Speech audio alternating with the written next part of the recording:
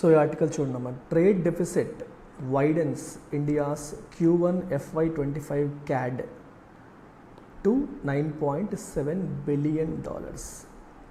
So ఇది data point. So UPSC point of వ్యూలో మనం ఎప్పుడైనా సరే డేటా పాయింట్ చూసినప్పుడు మనం చేయాల్సింది ఏంటంటే ఆ డేటాకి సంబంధించిన కీ కాన్సెప్ట్స్ని రివైజ్ చేసుకోవాలి. So whatever are the key concepts related to the data, రిపోర్ట్లో మీకు ఏ పేరు అవుతున్న కీ కాన్సెప్ట్స్ అన్ని రివైజ్ చేసుకోవాలి. ఇక్కడ తీసుకుంటే మీకు కీ కాన్సెప్ట్స్ ఏమవుతాయి, trade deficit. So trade deficit అంటే ఏంటో మీకు తెలియాలి, క్యాడ్ అంటే ఏంటో తెలియాలి, కరెంట్ అకౌంట్ డెఫిసిట్ అంటే ఏంటో తెలియాలి, అలాగే బ్యాలెన్స్ ఆఫ్ పేమెంట్స్ అంటే ఏంటో తెలియాలి, ప్రైవేట్ ట్రాన్స్ఫర్ రిసీప్ట్స్ అని రాశారు, రెమిటెన్సెస్ అని రాశారు, ఎఫ్డిఐ ఇన్ఫ్లోస్ అని రాశారు. సో వీటన్నిటి గురించి కంప్లీట్ డేటా మనకి తెలియాలి, ఇన్ఫర్మేషన్ అనేది తెలియాలి. సో ఇక్కడ మనకి ఆర్బీఐ డేటా ప్రకారం, రిజర్వ్ బ్యాంక్ ఆఫ్ ఇండియా వాళ్ళు రిలీజ్ చేస్తున్న డేటా ప్రకారం ఇవన్నీ చెప్తున్నారు.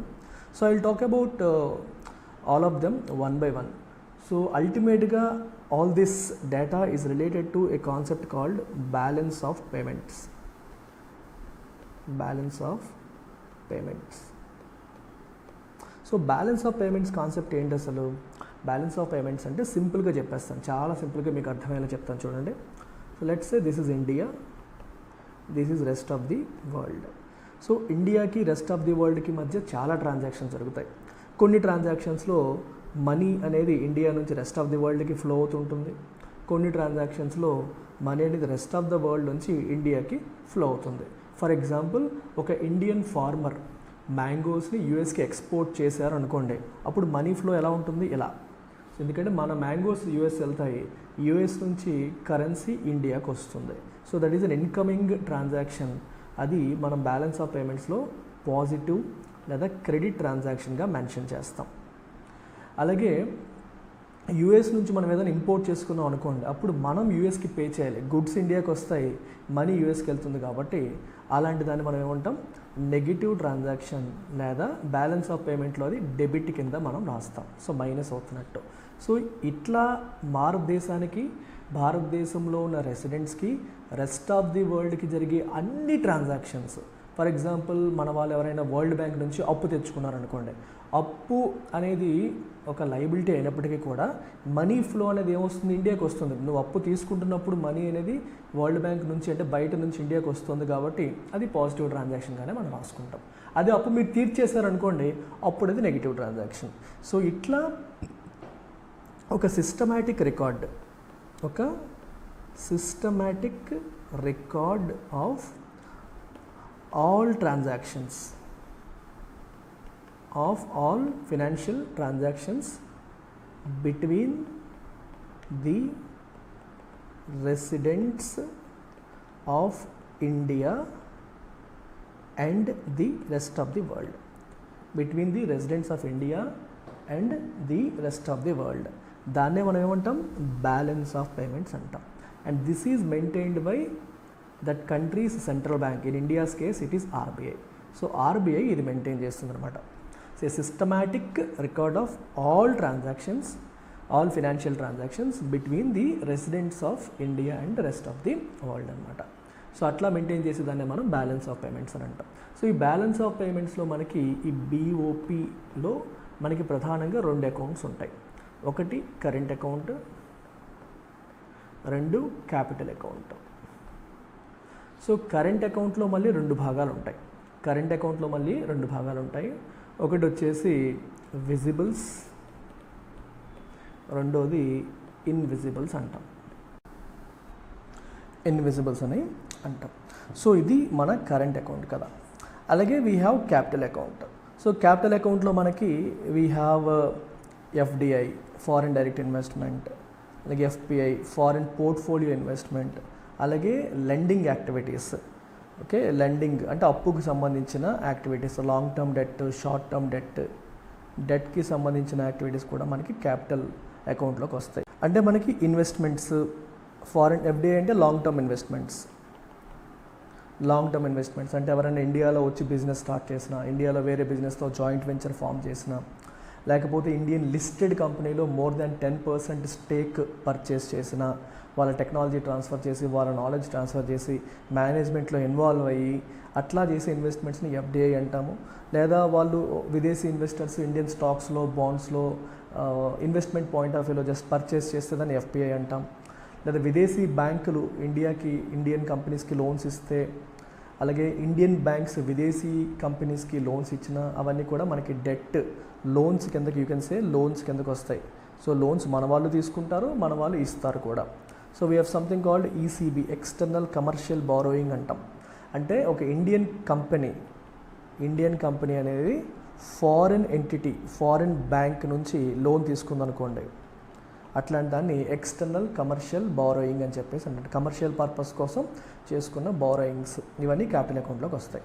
కరెంట్ అకౌంట్లో విజిబుల్స్, ఇన్విజిబుల్స్ చెప్పాను కదా. విజిబుల్స్ వచ్చేసరికి మర్చెండైజ్ ట్రేడ్ అంటాం. మర్చెండైజ్ అంటే అర్థం ఏంటమ్మా? గుడ్స్, వస్తువులు దీంట్లోకి వస్తాయి. ఇన్విజిబుల్స్లో you have services as well as transfers and services అన్నీ కలిపి దీంట్లోకి వస్తాయి. సో సర్వీసెస్ అంటే మీకు తెలుసు, సాఫ్ట్వేర్, అకౌంటింగ్ ఇలాంటివన్నీ సర్వీసెస్లోకి వస్తాయి. సర్వీసెస్ ట్రేడ్ అంటే ఎక్స్పోర్ట్ అండ్ ఇంపోర్ట్స్ అన్ని దీంట్లోకి వస్తాయి. ట్రాన్స్ఫర్స్ అంటే మనకి విదేశాల నుంచి ఎవరైనా భారతదేశానికి డబ్బులు పంపించినా, లేదా ఇన్వెస్ట్మెంట్ మీద వచ్చిన ప్రాఫిట్ కావచ్చు, తీసుకున్న అప్పు మీద చెల్లించే ఇంట్రెస్ట్ కావచ్చు. సో ఇవన్నీ కూడా ట్రాన్స్ఫర్స్ కిందకి వస్తాయి. ఇంట్రెస్ట్స్, రెమిటెన్సెస్, దీన్ని ప్రైవేట్ ట్రాన్స్ఫర్స్ అంటాము. అలాగే profit, all these things come under transfers. ఇవన్నీ కూడా మనకి ట్రాన్స్ఫర్స్లోకి వస్తాయి. సో ఇలా మనం బ్యాలెన్స్ ఆఫ్ పేమెంట్ గురించి మీకు ఇంకా కావాలంటే BOP balance of payment Suresh sir అని చెప్పి మన యూట్యూబ్లో సెర్చ్ చేయండి. ఫుల్ క్లాస్ వీడియో మీకు యూట్యూబ్లో ఫ్రీగా అప్లోడ్ చేశాను, అది మీకు చూస్తే ఐడియా వచ్చేస్తుంది. ఇక్కడ ఏమంటారంటే ట్రేడ్ డెఫిసిట్ అనేది widens India's Q1 FY25 CAD అని చెప్పి అంటున్నారు. ఇక్కడ ట్రేడ్ డెఫిసిట్ అంటే అర్థం ఏంటంటే, ఇక్కడ మనం గమనించారు చూడండి, మర్చెండైజ్ ట్రేడ్ అన్నాను అంటే గుడ్స్ యొక్క ఇంపోర్ట్స్ మరియు exports. So whenever we use the word trade deficit అనే పదాన్ని మనం ఎప్పుడైనా వాడాము అంటే అర్థం ఏంటి చూడండి. Trade deficit means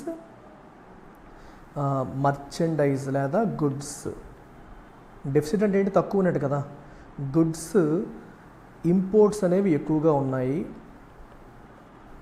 okay, goods imports అనేవి ఎక్కువగా ఉన్నాయి, ఎక్స్పోర్ట్స్ అనేవి తక్కువగా ఉన్నాయి అని అర్థం. ఎందుకంటే ఎక్స్పోర్ట్ చేసినప్పుడు మనీ లోపలికి వస్తుంది, సో పాజిటివ్. ఇంపోర్ట్ చేసినప్పుడు మనీ బయటికి వెళ్తుంది, నెగిటివ్. సో నెగిటివ్ ఎక్కువ ఉన్నప్పుడే మనకి డెఫిసిట్ వస్తుంది. So whenever we use the word trade deficit, it means our goods imports are more than goods exports.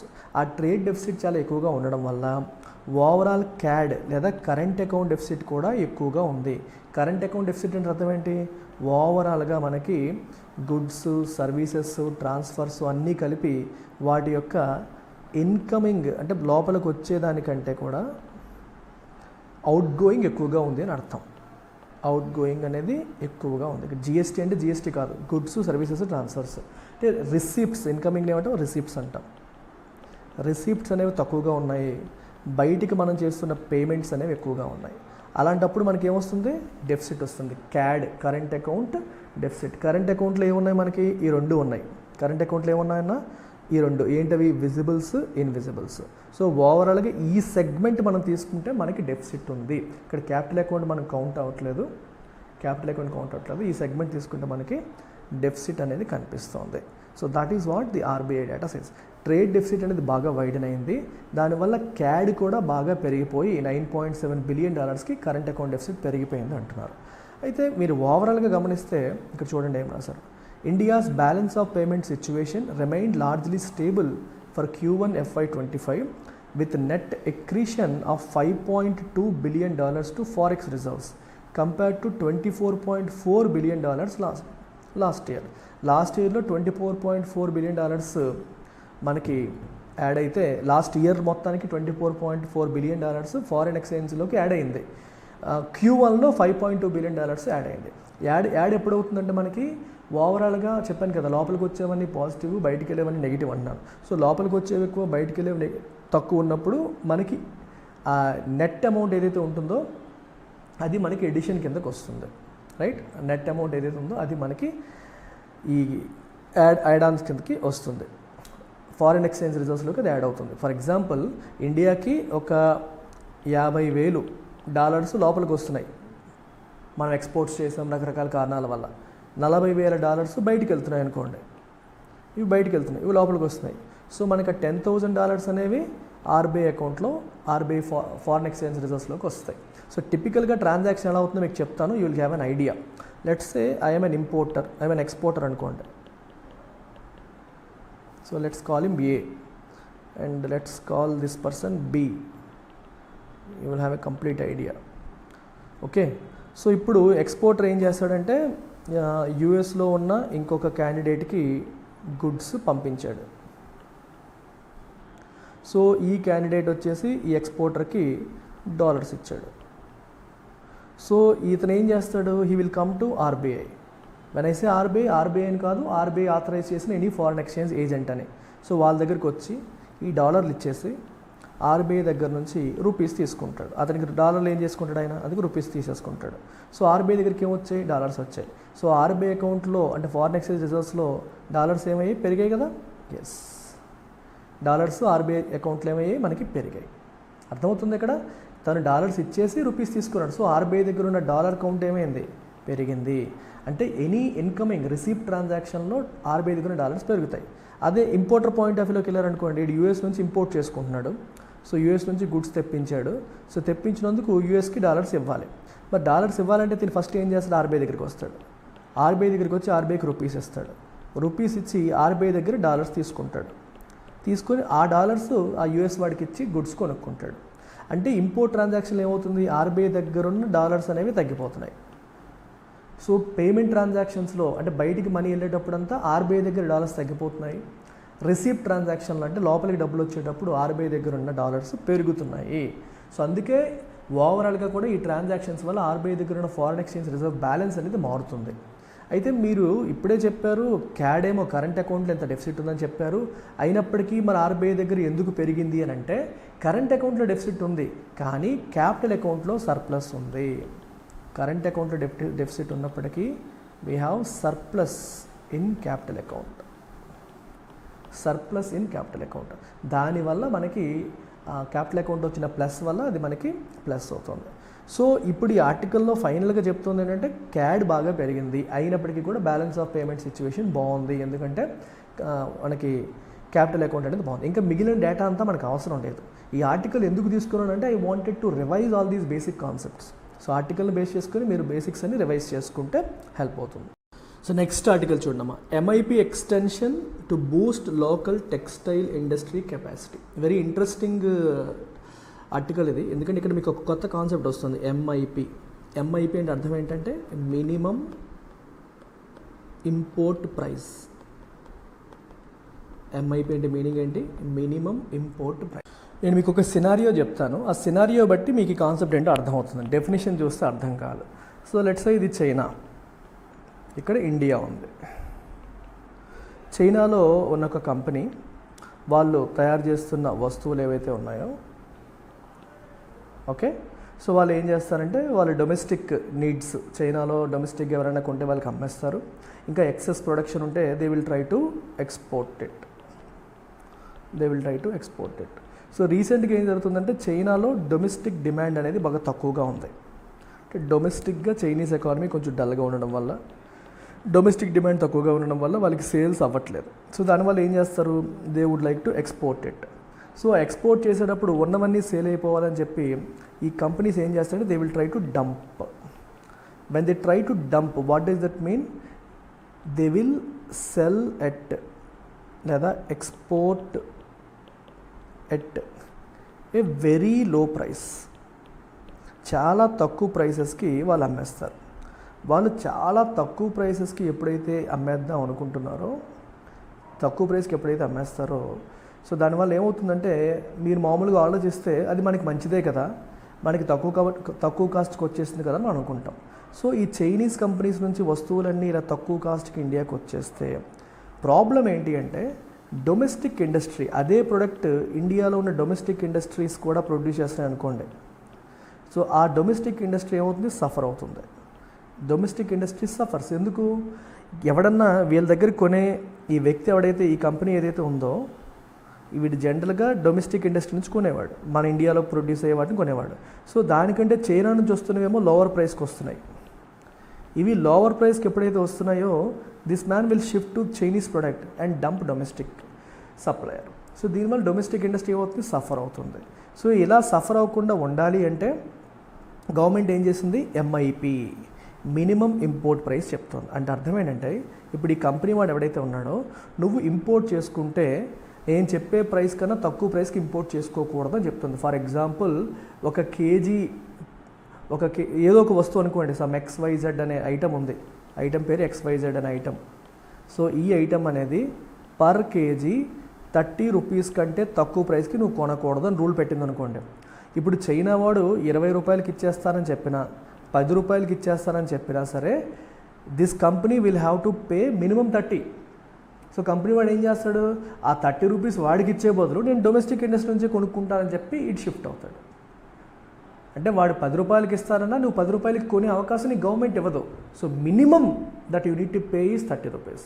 అలాంటప్పుడు వాడికి 30 రూపీస్ ఎందుకు ఇవ్వడం, దాని బదులు నేను ఇక్కడే కొనుక్కుంటానని చెప్పి డొమెస్టిక్కి షిఫ్ట్ అయ్యే అవకాశం ఉంటుంది. సో అదే పాయింట్ ఇక్కడ రాశారు. సో మినిమం ఇంపోర్ట్ ప్రైస్ అనే దాని ఏదైతే ఉందో, మీరు ఇంపోర్ట్స్ కోసం మీరు చేసే ప్రైస్ అంతకంటే తక్కువ ఉండకూడదు, మినిమం, అందుకే పేరు అది. అంతకంటే తక్కువ ప్రైస్కి మీరు ఇంపోర్ట్ చేయకూడదు అని అర్థం. సో దాన్ని ఎక్స్టెన్షన్ చేశారు ఇంకొన్నాళ్ళు. దానివల్ల ఇది లోకల్ టెక్స్టైల్ ఇండస్ట్రీ కెపాసిటీని బూస్ట్ చేస్తుంది. సో లోకల్ టెక్స్టైల్ ఇండస్ట్రీకి బెనిఫిట్స్ ఉంటాయి, ఎందుకంటే అది ఇంపోర్ట్స్ తగ్గుతాయి. So local textile industry capacity utilization అంటే అర్థం ఏంటి, CU అంటాం, కెపాసిటీ యూటిలైజేషన్. అంటే ఫర్ ఎగ్జాంపుల్ ఒక కారు కంపెనీ తీసుకోండి, వాడు నెలకి 100 కార్లు ప్రొడ్యూస్ చేసే కెపాసిటీ ఉంది అనుకోండి, వాడు 80 కార్సే చేస్తున్నాడు అనుకోండి, అప్పుడు 80% CU అంటాం, 80% కెపాసిటీ యూటిలైజేషన్ ఉంది అని అర్థం.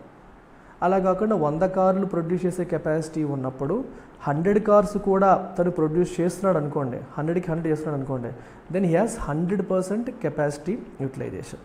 దానికి 100% కెపాసిటీ యూటిలైజేషన్ ఉంది అని అర్థం అనమాట. సో ఇట్లా MIP ఎక్స్టెన్షన్ చేయడం వల్ల లోకల్ టెక్స్టైల్ ఇండస్ట్రీ కెపాసిటీ అనేది బూస్ట్ అయ్యింది. బూస్ట్ అంటే స్ట్రెంథన్ అవుతుంది అని అర్థం. So look at this article. EU offers to extend deadline to enforce deforestation rule. So దీని బ్యాక్గ్రౌండ్ ఏంటో మనం ఒకసారి చూద్దాం. సో యూరోపియన్ యూనియన్ వాళ్ళు they came out with something called EUDR, European union deforestation regulation అని చెప్పేసి ఒకటి తీసుకొచ్చారు. ఇది ఎప్పుడంటే 2023లో 2023లో తీసుకురావడం అనేది జరిగింది. సో దీని యొక్క ఆబ్జెక్టివ్ ఏంటి, డీఫారెస్టేషన్తో లింక్ అయిన వాటిని, డీఫారెస్టేషన్తో లింక్ అయిన ఏ ఐటమ్స్ కూడా యూరోపియన్ యూనియన్ మార్కెట్లో ఎంటర్ అవ్వకూడదు. సో మెయిన్ ఆబ్జెక్టివ్ ఏంటమ్మా మనకి, ప్రివెంట్ డీఫారెస్టేషన్. ఎప్పుడైతే మీ ప్రొడక్ట్, ఇప్పుడు మీరు ఫర్ ఎగ్జాంపుల్ కాఫీ ప్లాంటేషన్ ఉంది, మీరు అక్కడ ఉన్న అడవిని నరికేసి దాన్ని కాఫీ ప్లాంట్గా మార్చేసి అక్కడ కాఫీ ప్రొడ్యూస్ చేశారు అనుకోండి, అటువంటి కాఫీ మేము యూరోప్లో ఇంపోర్ట్ చేసుకోము అని చెప్పడం అనమాట. సో మేజర్ ఆబ్జెక్టివ్ ఇక్కడ ఏంటి, to prevent deforestation. To prevent deforestation అనేది main thing. Obviously this is part of their sustainability goals. It is part of their sustainability goals. అంటే క్లైమేట్ చేంజ్కి వ్యతిరేకంగా జరుగుతున్న పోరాటంలో భాగంగా యూరోపియన్ యూనియన్ తీసుకొచ్చిన రెగ్యులేషన్ EUDR. అయితే ఈ రెగ్యులేషన్లో ఒక లిస్ట్ ఆఫ్ గుడ్స్ కూడా వాళ్ళు ఇచ్చారు. They gave a list of goods. ఏంటి ఆ లిస్ట్ ఆఫ్ గుడ్స్ అంటే మనకి ప్రిడామినెంట్గా లిస్ట్ ఆఫ్ గుడ్స్, ఇందులో ఏవైతే ఉంటాయో ఆ లిస్ట్ ఇచ్చారు. అందులో మేజర్గా మనకున్నది కాఫీ, కోకోవా, పామ్ ఆయిల్. ఈ పేర్లన్నీ మీరు గుర్తుపెట్టుకోవాల్సిన అవసరం లేదులేండి. సో ఇట్లా మనకి ఒక పెద్ద list, soya, leather, wood furniture, oil cake, ఇట్లా కొన్ని, పేపర్ బోర్డు, ఇలాంటివన్నీ కూడా మనకి లిస్ట్ ఇవ్వడం జరిగింది. సో ఈ లిస్ట్లో ఉన్న గుడ్స్ అన్నీ కూడా if they are link to deforestation we will not import them అని చెప్పడం జరిగింది. సో దానికోసం సో వాళ్ళు ఏం చెప్పారంటే they came out with something called compliance and due diligence requirements. Compliance and due diligence requirements అంటే మీరు యూరోప్కి ఎక్స్పోర్ట్ చేస్తున్న ప్రొడక్ట్ డిఫారెస్టేషన్ది కాదు అని మీరు ప్రూఫ్ ఇవ్వాలి, అని ప్రూఫ్ ఇవ్వాల్సిన అవసరం ఉంటుంది. So you have to prove that the goods do not come from land subject to deforestation వల్ల వచ్చింది కాదు అని ప్రూవ్ చేస్తూ మీరు సర్టిఫికెట్ అనేది ప్రొడ్యూస్ చేయాలి. ఈ ప్రొడక్ట్స్ వల్ల మీరు ఈ గుడ్స్ వల్ల ఎన్వైరన్మెంటల్ డిగ్రేడేషన్ జరగలేదు, ఎకోసిస్టమ్ డిగ్రేడేషన్ జరగలేదు, ఫారెస్ట్ డిగ్రేడేషన్ జరగలేదని చెప్పి ప్రూవ్ చేయాలి. అప్పుడే మన దగ్గర నుంచి యూరోపియన్ యూనియన్ వాళ్ళు ఈ వస్తువుల్ని ఇంపోర్ట్ చేసుకోవడానికి ముందుకు వస్తారు, లేకపోతే రారు అని అర్థమైతే. అయితే ఈ కాంటెక్స్లో ఏమైందంటే మనకి డిఫరెంట్ కంట్రీస్ ఇమీడియట్గా ఇబ్బంది పడ్డాయి. అంటే యూరోప్కి ఎక్స్పోర్ట్ చేసే అగ్రికల్చర్ ఎక్స్పోర్టర్స్, ఎస్పెషల్లీ బ్రెజిల్ కావచ్చు, ఇండియా కావచ్చు, అలాగే ఇండోనేషియా, ఈ కంట్రీస్ అని ఎక్కువగా అలాగే యూఎస్ కూడా యూరోప్కి అగ్రికల్చర్ ప్రొడక్ట్స్ని ఎక్స్పోర్ట్ చేస్తూ ఉంటాయి. వీళ్ళందరూ కంగారు పడ్డారు. సో ఇలా మీరు సడన్గా రూల్స్ తీసుకొస్తే మన ట్రేడ్ దెబ్బతింటుంది, మా ఎక్స్పోర్టర్స్ సఫర్ అవుతారు అనేసరికి సో యూరోపియన్ యూనియన్ ఏం చేసిందంటే డెడ్ లైన్ వాజ్ ఎక్స్టెండెడ్. దీనికి ఇచ్చిన డెడ్ లైన్ని ఎక్స్టెండ్ చేసింది. ఎప్పటికి ఎక్స్టెండ్ చేసిందంట? లార్జ్ కంపెనీస్, పెద్ద కంపెనీస్ ఏవైనా ఉంటే, సో పెద్ద companies they need to comply by 30th December 2025. And smaller కంపెనీస్కి వచ్చేసరికి June 30, 2026 వరకు డెడ్ లైన్ ఎక్స్టెండ్ చేశారు. ఈలోపు మీరు కంప్లైంట్స్ తెచ్చుకోండి. ఈలోపు నార్మల్ ట్రేడ్ అనేది జరుగుతుంటుంది. కాకపోతే ఆ తర్వాత కూడా మీరు కంప్లైంట్ సర్టిఫికేట్ తేలేకపోతే, అంటే మీ ప్రొడక్ట్స్ ఎన్వైరన్మెంటల్ డిగ్రేడేషన్కి సంబంధం లేదు అని మీరు ప్రూవ్ చేయలేకపోతే మీ దగ్గర నుంచి యూరోపియన్ యూనియన్ ఇంపోర్ట్ చేసుకోదు అని చెప్పడం దీని యొక్క ఉద్దేశం. మీకు ఎగ్జామ్ పాయింట్ ఆఫ్ వ్యూలో యూరోపియన్ యూనియన్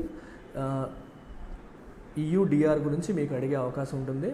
సో అడిగితే డిఫారెస్టేషన్ రెగ్యులేషన్ గురించి అడిగితే మీరు గుర్తుపెట్టుకోవాల్సింది, మీరు చెప్పాల్సిన అంశాలు ఏంటంటే డిఫారెస్టేషన్ని కంట్రోల్ చేయడానికి, డిఫారెస్టేషన్కి లింక్ అయిన ప్రొడక్ట్స్ ఇంపోర్ట్ చేయకుండా ఆపడానికి తీసుకొస్తున్న రెగ్యులేషన్గా మీరు చెప్తే సరిపోతుంది. సో నెక్స్ట్ ఆర్టికల్ చూడమ్మా. Private sector activity grew at 10-month low pace in సెప్టెంబర్లో ప్రైవేట్ సెక్టర్ యాక్టివిటీ అనేది సెప్టెంబర్లో తక్కువ పేస్లో గ్రో అయ్యింది అని చెప్పి చెప్తున్నారు. సో ఈ డేటా మనకి ఎక్కడి నుంచి వస్తుందంటే PMI, పర్చేజింగ్ మేనేజర్స్ ఇండెక్స్ అని చెప్పేసి అంటాం. సో PMI అనేది మ్యానుఫ్యాక్చరింగ్కి రిలీజ్ చేస్తారు, సర్వీసెస్కి రిలీజ్ చేస్తారు, రెండింటికి కలిపి కాంపోజిట్ ఇండెక్స్, రెండింటిని కలిపి రిలీజ్ చేసేదాన్ని కాంపోజిట్ అంటాం. So as the name suggests it is a purchasing managers index. అంటే ఒక survey with a set of questionnaire will be sent to purchasing managers of top companies. Purchasing managers అంటే ఎవరు? those who make decisions of purchase. అంటే ఆ కంపెనీకి అవసరమైన రా materials కావచ్చు, వాళ్ళకి ఏవైతే కొనాలో ప్రతిదానికి వీళ్ళు సైన్ చేస్తే కానీ ఆ ఆర్డర్ అనేది పాస్ అవ్వదు. సో ఈ పర్చేజింగ్ మేనేజర్స్కి కంప్లీట్గా ఇంటర్నల్ అఫైర్స్ పైన కంప్లీట్ కంట్రోల్ ఉంటుంది, తెలుస్తుంది.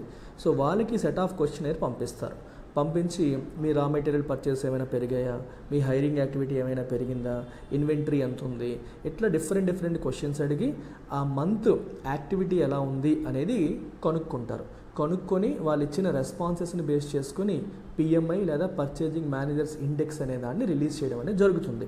ఇది మ్యానుఫ్యాక్చరింగ్కి సెపరేట్గా, సర్వీసెస్కి సెపరేట్గా, కాంపోజిట్ రెండు కలిపి ఇంకొకటి సెపరేట్గా కూడా రిలీజ్ చేస్తారు. సో ఈ PMI వాల్యూ అనేది if it is more than 50, okay, if it is more than 50 this indicates expansion indicate చేస్తుంది. అంటే గత నెలతో పోల్చుకుంటే గ్రో అయ్యింది, ఎక్కువ ప్రొడక్షన్ యాక్టివిటీ బెటర్గా ఉంది అని అర్థం. If the PMI value is less than 50 it indicates contraction, అంటే లాస్ట్ మంత్తో పోలిస్తే వెనకబడింది అని అర్థం. అలా కాకుండా if it is more than 50 but less దాన్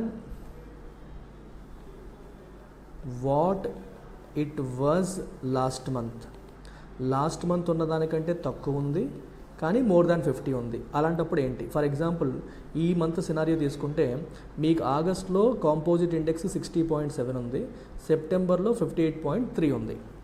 మీకు అర్థమవుతుందా? ఆగస్ట్లో 60.7, సెప్టెంబర్లో 58.3 ఉంది.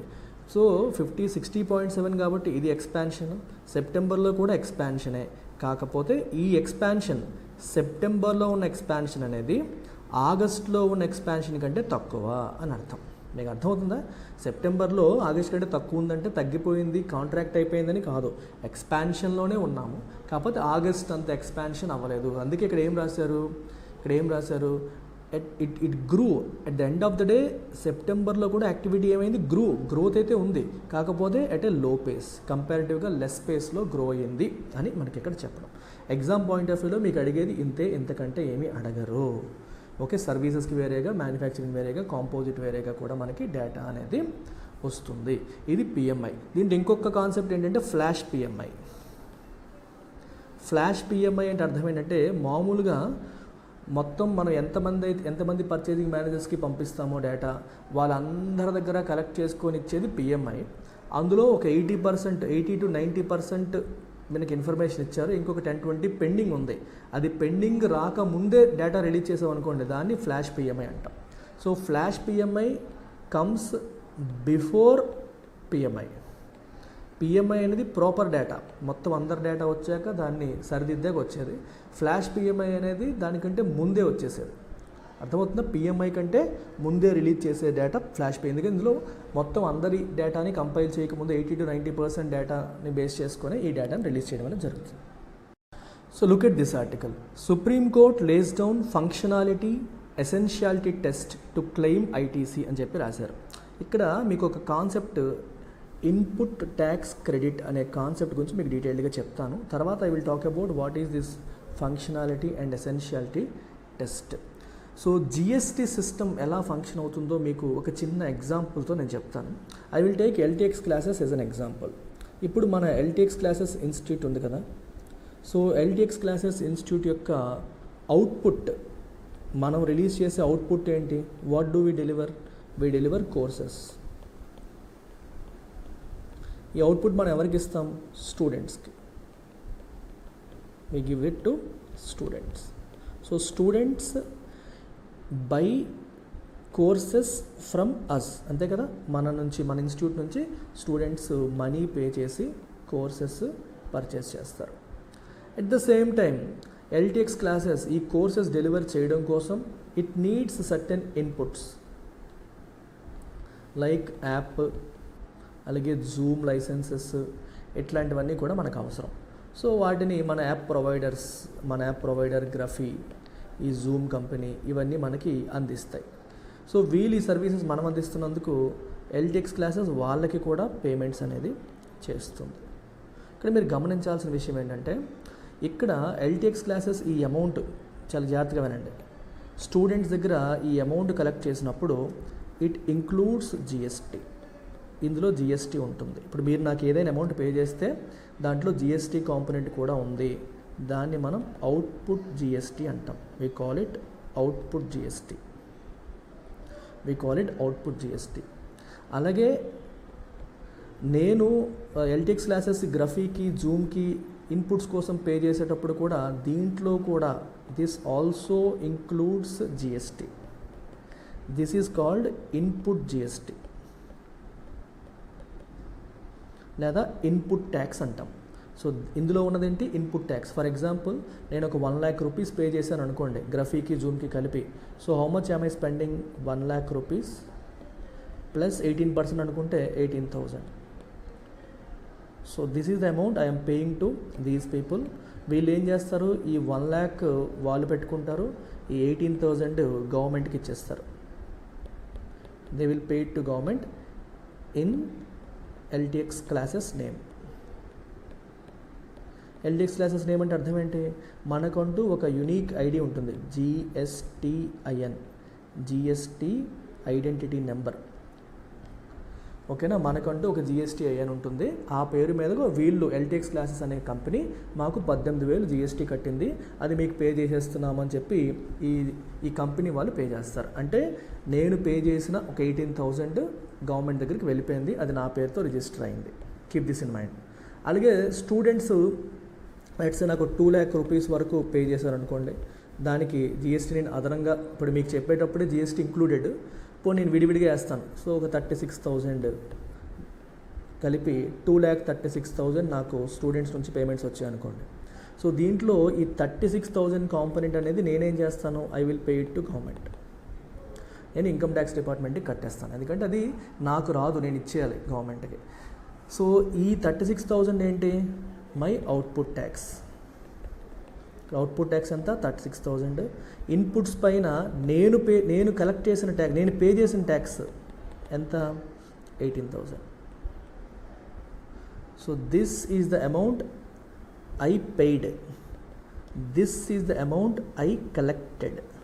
నేను స్టూడెంట్స్ దగ్గర కలెక్ట్ చేసి పే చేసింది ఇది నేను డైరెక్ట్గా పే చేసిన amount.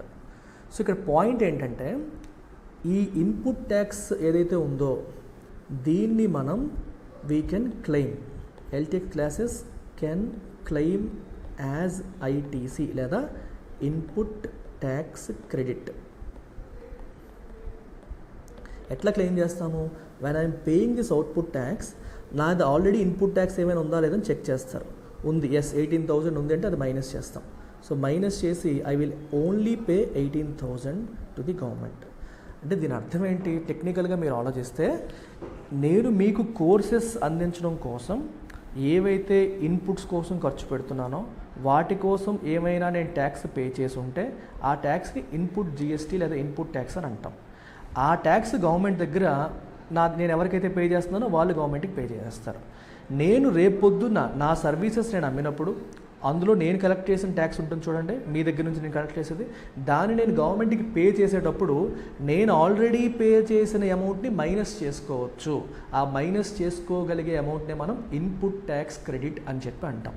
We call it input tax credit. ఇది గుర్తుపెట్టుకోండి. అయితే ఇక్కడ స్టోరీ ఏంటంటే దాన్ని ఐటీసీ లేదా ఇన్పుట్ ట్యాక్స్ క్రెడిట్ అని అంటాం.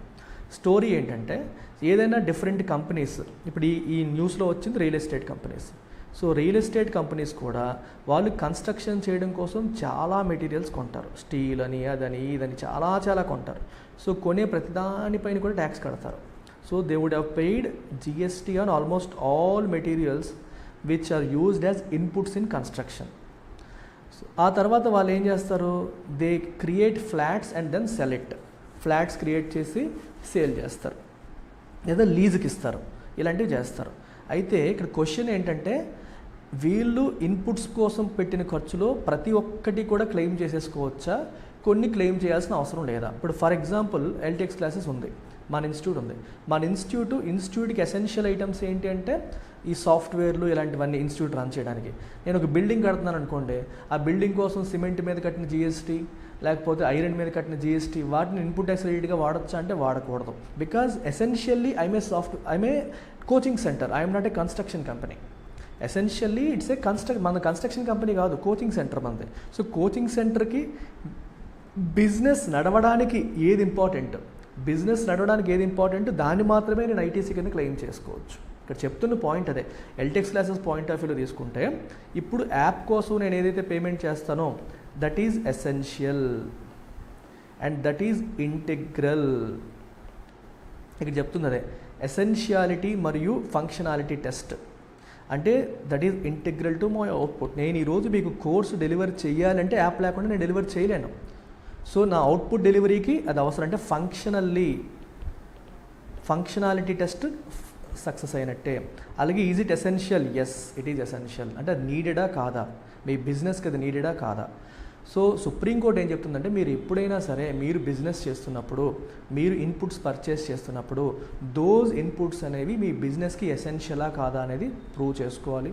2, ఆ ఇన్పుట్స్ అనేవి మీ అవుట్పుట్తో ఇంటిగ్రేట్ అవుతున్నాయా లేదా, ఈ ఇన్పుట్స్కి అవుట్పుట్కి సంబంధం లేకుండా మీరు ఏదో చేసేస్తే దాన్ని ఇక్కడ క్లెయిమ్ చేసేసుకుంటున్నారా, లేకపోతే మీ అవుట్పుట్ ఈ ఇన్పుట్ లేకపోతే అవుట్పుట్ రాదు, అవుట్పుట్తో ఇది ఫంక్షనల్లీ ఇంటిగ్రేటెడ్ అని మీరు ప్రూవ్ చేయాలి. That is what supreme court says. Essentiality మరియు ఫంక్షనాలిటీ ఉంటే మీరు ఐటీసీ క్లెయిమ్ చేయొచ్చు, లేకపోతే ఐటీసీ క్లెయిమ్ చేయకూడదు. ఫర్ ఎగ్జాంపుల్ నేను ఇప్పుడు కోచింగ్ సెంటర్ని, నేను ఒక బిల్డింగ్ కన్స్ట్రక్షన్ చేసేసి ఆ బిల్డింగ్ కన్స్ట్రక్షన్ కోసం నేను చెల్లించిన ఇన్పుట్ ట్యాక్స్ని నేను క్లెయిమ్ చేయొచ్చు అంటే నేను చేయకూడదు. ఎందుకంటే ఆ building construction is not essential, అది నా అవుట్పుట్కి సంబంధం లేదు. అది వన్ టైం యాక్టివిటీ. నేను ప్రతిరోజు ఇయర్ లాంగ్ నేను బిల్డింగ్ కన్స్ట్రక్షన్ చేసుకుంటూ ఉంటాను కదా. కానీ నాకు గ్రఫీ యాప్ కావచ్చు, లేకపోతే జూమ్ కావచ్చు, ఇవన్నీ నాకు ఫంక్షనల్, దే ఆర్ ఎసెన్షియల్ నా పాయింట్ ఆఫ్ వ్యూలో. That is what supreme court says. Functionality essentiality మీరు ప్రూవ్ చేస్తే ఐటీసీని క్లెయిమ్ చేయొచ్చు, లేకపోతే క్లెయిమ్ చేయడానికి లేదు అని సుప్రీంకోర్టు చెప్పింది. సో ఈ ఆర్టికల్ నేను పిక్ చేయడానికి కారణం ఏంటంటే I wanted you to learn about the concept of input tax credit. So look at this article. Public inputs sought for IT Act review. IT అంటే ఇన్కమ్ ట్యాక్స్, ఇన్ఫర్మేషన్ టెక్నాలజీ కాదు. ఇక్కడ income tax act చాలా పాతబడిపోయింది. ఈ particular tax అనేది చాలా కన్ఫ్యూజింగ్గా ఉంది, ఎవరికి అర్థం కావట్లేదు, చాలా కాంప్లికేటెడ్గా ఉంది. దీనివల్ల ట్యాక్స్ కంప్లయన్స్ అనేది బాగా తగ్గుతోంది. అంటే ఎక్కువ మంది ఈ ట్యాక్స్లో అర్థం కాకపోవడం వల్ల కూడా ట్యాక్స్ రిటర్న్స్ ఫైల్ చేయలేని పరిస్థితులు అనేవి ఉన్నాయి. సో ట్యాక్స్ కంప్లయన్స్ అంటే ఎక్కువ మంది ట్యాక్స్ ఎవరైతే కట్టాలో వాళ్ళందరూ ట్యాక్స్ కడుతుంటే కంప్లై అవుతున్నట్టు, కట్టకపోతే కంప్లై అవ్వనట్టు. సో ట్యాక్స్ కంప్లయన్స్ అనేది అంత గొప్పగా ఉండట్లేదు. సో కాబట్టి దీన్ని మనం రివాంప్ చేయాలి, మార్చాలి అని ఎఫ్ఎం నిర్మలా సీతారామన్ గారు బడ్జెట్లో అనౌన్స్ చేయడం అనేది జరిగింది.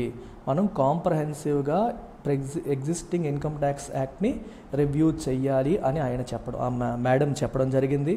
సో సీతారామన్ గారు చెప్పడం జరిగింది. తర్వాత central board of direct taxes దీనికోసం అని ఒక కమిటీ కూడా వేసింది. సో ఈ రివ్యూ కోసమనే మన central board of direct taxes ఏదైతే ఉందో, okay, central board of direct taxes ఏదైతే ఉందో ఇది ఒక ఇంటర్నల్గా కమిటీ వేయడం అనేది కూడా జరిగింది. అయితే వీళ్ళకి 6 months టైం ఇచ్చారు. 6 months లోపు మీరు కొత్త దీంట్లో ఎటువంటి మార్పులు తీసుకురావాలి, ఎటువంటి చేంజెస్ తీసుకురావాలని చెప్పి రిపోర్ట్ అనేది సబ్మిట్ చేయాలి. దానికోసం ఇప్పుడు CBDT central board of direct taxes అనే వాళ్ళు ఏమడుగుతున్నారంటే మనకి they are inviting inputs and suggestions from tax payers and public at large. మనందరినీ సలహాలు సూచనలు అడుగుతున్నారు. మీరు ఎటువంటి ప్రాబ్లమ్స్ ఫేస్ చేస్తున్నారో, ఏం ఇష్యూస్ ఉన్నాయి, ఎటువంటి మార్పులు చేయాలని మీరు ఎక్స్పెక్ట్ చేస్తున్నారని చెప్పి మనల్నే ఇన్పుట్స్ ఇవ్వమని central board of direct taxes వాళ్ళు అడుగుతున్నారు. సో ఈ ఐడియాస్ అన్నీ కూడా ఇందాక మీకు చెప్పిన ఇంటర్నల్ కమిటీ ఏదైతే ఉందో అది టేకప్ చేయొచ్చు. వాళ్ళ మీటింగ్స్లో వాటిని ఇన్కార్పొరేట్ చేసి దీన్ని ఏ రకంగా ఓవర్హాల్ చేయాలనే దానిపైన ఆలోచన చేసే అవకాశం ఉంది. అయితే ఐడియా ఏంటి, వాట్ ఈస్ ద గోల్, ఇదంతా ఎందుకోసం అంటే the goal is to make the act concise. Present act ఏమో చాలా బల్కీగా ఉంది. ఈ బల్కీగా ఉన్న యాక్ట్ని కన్సైజ్, షార్ట్గా, క్రిస్ప్గా చేయాలి, క్లియర్గా, ఈజీగా అర్థమయ్యేలాగా, easy to understand, clear simple లాంగ్వేజ్లో ఉండేలాగా చేయాలి. దానివల్ల ఏమవుతుంది, మనకి డిస్ప్యూట్స్ అనేవి తగ్గుతాయి, కోర్టులో కేసులు లిటిగేషన్ అనేది తగ్గుతుంది, and greater certainty to tax ప్లేయర్స్కి ఒక సర్టెనిటీ ఉంటుంది, క్లారిటీ ఉంటుంది. మనకి ఎంత ట్యాక్స్ పడుతుంది, ఎంత ట్యాక్స్ అవుతుందన్న ఒక క్లారిటీ అనేది ట్యాక్స్ పేయర్స్కి కూడా వస్తుంది. టూ మచ్ ఆఫ్ కాంప్లెక్సిటీ వల్ల ఏం జరుగుతుందో తెలియని పరిస్థితి మనకి కనిపిస్తుంది అనమాట. సో ఇది story. So public inputs that can be submitted through the e filing portal for tax payers have been sought under 4 categories. 4 categories కింద పబ్లిక్ ఇన్పుట్స్ వీళ్ళు అడగడం అనేది జరిగింది. 1 language simplification, 2 litigation reduction. Language simplification అంటే అర్థం ఏంటి, ట్యాక్స్ లాంగ్వేజ్ మనకు అర్థం కాకుండా ఉండడం వల్ల మనం ఇబ్బంది పడుతున్నాం. సో దాన్ని సింప్లిఫై ఏ రకంగా చేయొచ్చు అనే విషయంలో మీ ఇన్పుట్స్ ఇవ్వండి. 2 లిటిగేషన్. జనరల్గా లిటిగేషన్ అనేది ఎప్పుడు వస్తుందంటే ఒకళ్ళు ట్యాక్స్ కట్టడానికి ఇష్టం లేకపోవడం వల్ల కాదు, ఆ ట్యాక్స్లాని మనం ఒకలాగా అర్థం చేసుకొని గవర్నమెంట్ ఇంకో రకమైన మీనింగ్తో అది ఉందనుకోండి, ఇద్దరి మధ్య అండర్స్టాండింగ్లో ఉన్న ఇష్యూస్ వల్ల కూడా లిటిగేషన్స్ అనేవి వస్తాయి. ఆ లిటిగేషన్స్ అనేవి ఎలా తగ్గించుకోవాలి. 2ది కంప్లైన్స్, నాన్ కంప్లైన్స్ రిడక్షన్ అని చెప్పొచ్చు, లేదా కంప్లైన్స్ రిడక్షన్. బేసికల్గా ట్యాక్స్ కంప్లైన్స్ ఏదైతే ఉందో ప్రజెంట్ చాలా తక్కువ ఉంది, అది పెరగాలి. కంప్లైన్స్ రిడక్షన్ అని అనకూడదు, కంప్లైన్స్ పెంచాలి. కంప్లైన్స్ ఎలా పెంచాలి, ఎక్కువ మంది ట్యాక్స్ కట్టేలాగా ట్యాక్స్ బ్రాకెట్లోకి ఎట్లా తీసుకురావాలి, కట్టేలా ఎలా చేయాలి, and redundant and absolute provisions, బాగా పాతకాలం నాటి ప్రొవిజన్స్ కావచ్చు, రిపీటెడ్గా ఉన్న ప్రొవిజన్స్ని ఎలా రిమూవ్ చేయాలి. ఇలా డిఫరెంట్ 4 categories మాకు ఇన్పుట్స్ ఇమ్మని central board of direct taxes వాళ్ళు అడగడం అనేది జరిగింది. అయితే ఇక్కడ మీరు ఒక చిన్న మీకు కాన్సెప్ట్ కూడా చెప్తాను. We're talking about something called income tax. So taxes మీరు గమనిస్తే ట్యాక్సెస్ని మనం 2 categories కింద డివైడ్ చేయొచ్చు. 1 డైరెక్ట్ ట్యాక్సెస్, 2వది indirect taxes. Direct taxes, indirect taxes. Direct ట్యాక్సెస్కి ఇండైరెక్ట్ ట్యాక్సెస్కి సింపుల్ డిఫరెన్షియేషన్ ఏంటి అంటే incidence and impact. Incidence and impact 2 కూడా ఒకే పర్సన్ పైన లేదా ఒకే వ్యక్తి పైన ఉంటే అది డైరెక్ట్ ట్యాక్స్ అవుతుంది. ఇన్సిడెన్స్ అండ్ ఇంపాక్ట్ అనేది వేరువేరుగా ఉంటే అది ఇండైరెక్ట్ ట్యాక్స్ అవుతుంది. ఇన్సిడెన్స్ అంటే అర్థం ఏంటి, దేని మీద ట్యాక్స్ పడుతుంది అని. ఇంపాక్ట్ అంటే ఏంటి, దాని ప్రభావం ఎవరి మీద ఉంది అని. For example, I'm a salaried employee. If I am earning salary, let's say 50,000 per month నాకు శాలరీ వస్తుంది అనుకోండి, నా మీద ఇన్కమ్ ట్యాక్స్ పడుతున్నట్టు అర్థం ఏంటి, నా శాలరీ మీద ట్యాక్స్ పడుతుంది. నొప్పి ఎవరికి, నొప్పి కూడా నాకే. సో ఇంపాక్ట్ నాకే ఉంటుంది, ఇన్సిడెన్స్ కూడా నా మీదే. అలాంటిది డైరెక్ట్ ట్యాక్స్. సో ఇన్కమ్ ట్యాక్స్కి ఎగ్జాంపుల్స్ ఏమని చెప్పొచ్చు, మనం ఇండివిజువల్స్ కట్టేది పర్సనల్ ఇన్కమ్ ట్యాక్స్, అలాగే కార్పొరేట్ ఇన్కమ్ ట్యాక్స్ అంటే కంపెనీస్ వాటి ప్రాఫిట్స్ మీద కట్టే ట్యాక్స్ కూడా ఇన్కమ్ ట్యాక్స్ కిందకే వస్తుంది. సో సిఐటి అండ్ పిఐటి అని డివైడ్ చేయొచ్చు, ఎందుకంటే ఎవరు ఇన్సిడెన్స్ వాళ్ళపైనే, ఇంపాక్ట్ వాళ్ళ మీదే. ఇండైరెక్ట్ ట్యాక్స్ ఎలా అంటే, ఈ ఇన్సిడెన్స్ అనేది గుడ్స్ లేదా సర్వీసెస్ మీద పడుతుంది, ఇంపాక్ట్ వచ్చేసి వాటిని కొంటున్న వ్యక్తుల పైన పడుతుంది. ఫర్ ఎగ్జాంపుల్, కారు మీద ట్యాక్స్ ఉందనుకోండి, ట్యాక్స్ నీ మీద పడట్లా, కారు మీద వేస్తున్నారు. సో కారు మ్యానుఫ్యాక్చరర్ ఏం చేస్తాడు, ఆ ట్యాక్స్ నీకు పాస్ ఆన్ చేస్తాడు. కారు 5 లక్షల రూపాయలు కారు అనుకోండి, దాని మీద ట్యాక్స్ వేస్తే ఓ 90,000 ట్యాక్స్ పడితే ఆ ట్యాక్స్ కారు మ్యానుఫ్యాక్చరర్ పే చేయడు, మనకి పాస్ ఆన్ చేసేస్తాడు.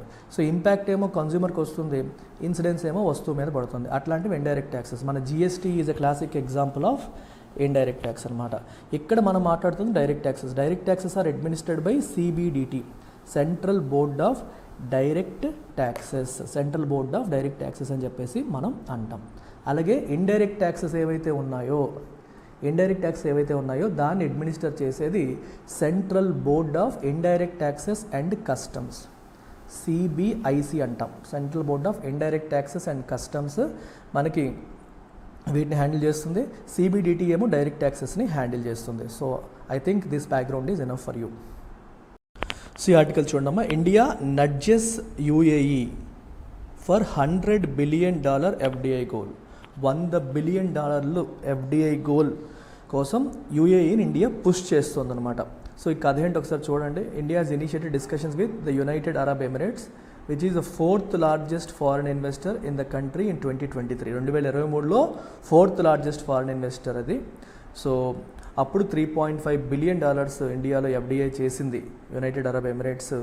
అయితే వాళ్ళు $75 బిలియన్ ఇండియాలో చేస్తామని చెప్పి కమిట్మెంట్ ఇచ్చారు. దాన్ని $100 బిలియన్ వరకు పెంచమని చెప్పి వాళ్ళని పుష్ చేస్తుంది. ఇంకా ఎక్కువ మీరు ఇండియాలో ఇన్వెస్ట్ చేయండి అని చెప్పి మన ఇండియన్ టీమ్ యూఏఈని పుష్ చేయడం అనేది జరుగుతుందని చెప్పి చెప్తున్నారు. అయితే ఇక్కడ మనం గమనించాల్సిన కొన్ని అంశాలు ఏంటంటే, ఇండియా మరియు యూఏఈ మధ్యలో 2022లో CEPA comprehensive economic partnership agreement అనేది సైన్ అయింది.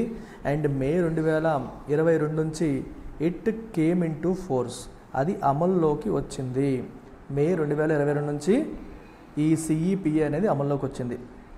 So comprehensive economic partnership agreement అనేది ఏం చేస్తుందంటే, రెండు దేశాల మధ్య ట్రేడ్ రిలేటెడ్ ఇష్యూస్ అంటే ఎక్స్పోర్ట్స్ ఇంపోర్ట్స్ పైన టారిఫ్లు తగ్గించడం, అలాగే ఇన్వెస్ట్మెంట్ రిలేటెడ్ అంశాలు అంటే మన దేశం యూఏఈలో చేసే ఇన్వెస్ట్మెంట్స్ కావచ్చు, యూఏఈ ఇండియాలో చేసే ఇన్వెస్ట్మెంట్స్ కావచ్చు, అలాగే ఇంటలెక్చువల్ ప్రాపర్టీ రైట్స్కి సంబంధించినవి కావచ్చు, అలాగే వీసాస్కి సంబంధించిన ఇష్యూస్ కావచ్చు, వీటన్నింటి గురించి కూడా కాంప్రహెన్సివ్గా ఈ అగ్రిమెంట్లో మెన్షన్ చేయడం అనేది జరుగుతుంది.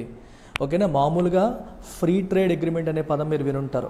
Free trade agreement generally talks about trade relations. Trade relations అంటే ఏంటి, ఇక్కడ మనం ఏం మాట్లాడుతున్నట్టు ఎక్స్పోర్ట్స్ అండ్ ఇంపోర్ట్స్ వరకు మాత్రమే మాట్లాడుతున్నట్టు. కానీ సిఈపిఏ అనేది ట్రేడ్, ఇన్వెస్ట్మెంట్, ఐపీఆర్, వీసాస్ ఇలాంటి అన్ని ఇష్యూస్ పైన కూడా వీటిలో జనరల్గా డిస్కషన్స్ అనేవి ఉంటాయి. So CEPA is generally considered more comprehensive than A regular free trade agreement. మనకి యూఏఈకి మధ్య ఈ 2022లో ఇది అమల్లోకి వచ్చిన తర్వాత అంతకు ముందు అంటే 2021, 2022లో చేసిన దానికంటే ఎక్కువ ఇన్వెస్ట్మెంట్ 2023లో యూఏఈ చేసింది. ఇన్ఫ్యాక్ట్ 2023లో వాళ్ళు చేసింది is more than 2021 and 2022 combined. ఈ 2 సంవత్సరాల్లో కలిపి చేసిన దానికంటే ఎక్కువ ఇన్వెస్ట్మెంట్ 2023లో చేయడం అనేది జరిగింది. So this is what the article and it's background is all about. అయితే ఈ ఆర్టికల్లో ఇంకొక పాయింట్ చెప్పేసి క్లోజ్ చేద్దాము. It is talking about FDI, foreign direct investment. We also have something called FPI, foreign portfolio investment. రెండింటి మధ్య difference ఏంటనేది కూడా మీరు ఒకసారి తెలుసుకోవాలి. ఎవరైనా సరే విదేశీ ఇన్వెస్టర్ విదేశీ ఇన్వెస్టర్ ఇండియాలో ఇన్వెస్ట్ చేయాలి అనుకుంటే వాళ్ళకి 2 ఆప్షన్స్ ఉన్నాయి, ఎఫ్డిఐ అండ్ ఎఫ్పిఐ. వాళ్ళు ఇండియన్ స్టాక్ మార్కెట్లో కావచ్చు లేదా ఇండియన్ బాండ్ మార్కెట్లో కావచ్చు ఇన్వెస్ట్ చేసి కొంచెం ప్రైసులు పెరిగిన తర్వాత అమ్మేద్దాము, గెయిన్స్ పాకెట్ చేసుకుందాం అనుకుంటే the best option for them is FPI. అలాంటి వాళ్ళకి ఎఫ్పిఐకి వెళ్తారు. అంటే స్టాక్స్లో బెస్ట్ ఆప్షన్ ఫర్ దెమ్ అనకూడదు, అట్లా స్టాక్స్లో బాండ్స్లో ఎవరైతే ఇన్వెస్ట్ చేస్తున్నారో వాళ్ళందరూ ఫారిన్ పోర్ట్ఫోలియో ఇన్వెస్టర్స్ కిందకు వస్తారు. అలా కాకుండా ఇండియాలో లాంగ్ టర్మ్ వ్యూతో ఇండియన్ కంపెనీతో జతకట్టడం కావచ్చు, ఇండియాలోనే బిజినెస్ ఆపరేషన్ స్టార్ట్ చేయడం కావచ్చు, లేదా ఇండియన్ కంపెనీతో చాలా యాక్టివ్గా మేనేజ్మెంట్లో ఇన్వాల్వ్ అయ్యి టెక్నాలజీ ట్రాన్స్ఫర్స్ చేసి స్ట్రాటజీలో డిస్కషన్స్ చేసి ఎక్కువ ఇన్వెస్ట్మెంట్స్తో వస్తే అటువంటి దాన్ని మనం ఎఫ్డిఐ అని అంటాం. అలాంటి దాన్ని ఫారిన్ డైరెక్ట్ ఇన్వెస్ట్మెంట్ అని చెప్పేసి అంటాం. ఈ ఫారిన్ డైరెక్ట్ ఇన్వెస్ట్మెంట్ ఇండియాలో 2 రకాలుగా చేయొచ్చు. 2 రూట్స్ ఉంటాయి. ఒకటి ఆటోమేటిక్ రూటు, 2 గవర్నమెంట్ రూట్ అని చెప్తాం. ఆటోమేటిక్ రూట్ వచ్చేసరికి నో అప్రూవల్స్ రిక్వైర్డ్, ఎవరి దగ్గర అప్రూవల్స్ తీసుకోవాల్సిన అవసరం లేదు. అయితే గవర్నమెంట్ రూట్కి వచ్చేసరికి approval from concerned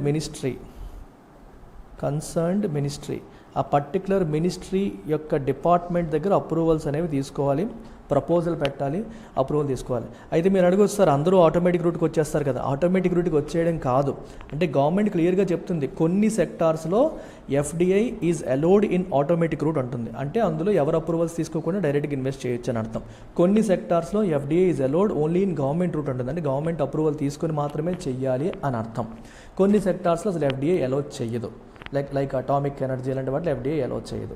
so government యొక్క ఎఫ్డిఐ పాలసీని బట్టి వెళ్ళాల్సి ఉంటుందన్నమాట. ఓకే, 2 దేశాలు సైన్ చేస్తాయి కదా అని చెప్పి వాళ్ళు అన్నింటిలోనే ఇన్వెస్ట్ చేస్తారంటే ఇండియా ఒప్పుకోదు. ఇండియా యొక్క ఎఫ్డిఐ పాలసీ ప్రకారమే ఆ ఇన్వెస్ట్మెంట్స్ అనేవి జరగాలి. CCPA slabs show cause notice on Ola electric. చూడండి ఇంట్రెస్టింగ్ ఆర్టికల్. సిసిపిఏ అంటే ఏంటమ్మా, central consumer protection authority. So వీళ్ళు ఓలా ఎలక్ట్రిక్ పైన షోకాజ్ నోటీసు పంపించారు. అక్కడ ఓలా ఎలక్ట్రిక్ అనేది మనకి ఇంపార్టెంట్ కాదు, మనం ఈ ఆర్టికల్ ఎందుకు పిక్ చేసుకున్నాం, సిసిపిఏ అనేది మనకి ఇంపార్టెంట్. సో ఈ ఫుల్ ఫామ్ ఏంటి, central consumer protection authority. So CCPA అనేది కన్జ్యూమర్ ప్రొటెక్షన్ యాక్ట్ 2019 కింద ఎస్టాబ్లిష్ చేయబడిన ఒక స్టాట్యూటరీ రెగ్యులేటరీ బాడీ. స్టాట్యూటరీ అని ఎందుకు అంటున్నాను, ఒక చట్టాన్ని ఆధారంగా తీసుకొని ఇది ఏర్పాటు చేశారు కాబట్టి. And it is also a regulatory body. ఎందుకని, ఇది కన్జ్యూమర్ అఫైర్స్, అంటే కంపెనీస్ ఎటువంటి యాడ్స్ ఇవ్వచ్చు, ఎటువంటి యాడ్స్ ఇవ్వకూడదు, మిస్లీడింగ్ అడ్వర్టైజ్మెంట్, వీటన్నిటిని రెగ్యులేట్ చేస్తుంది కాబట్టి it is a regulatory body. ఇది consumer rights violations, unfair trade ప్రాక్టీసెస్కి సంబంధించిన వాటన్నిటిని కూడా రెగ్యులేట్ చేస్తుంది. సో ఈ చట్టం అనేది, ఈ సిపిఏ ఏదైతే ఉందో, దిస్ సిపిఏ ఎంపవర్స్ సిసిపిఏని ఎంపవర్ చేస్తుంది. దేనికోసం, టు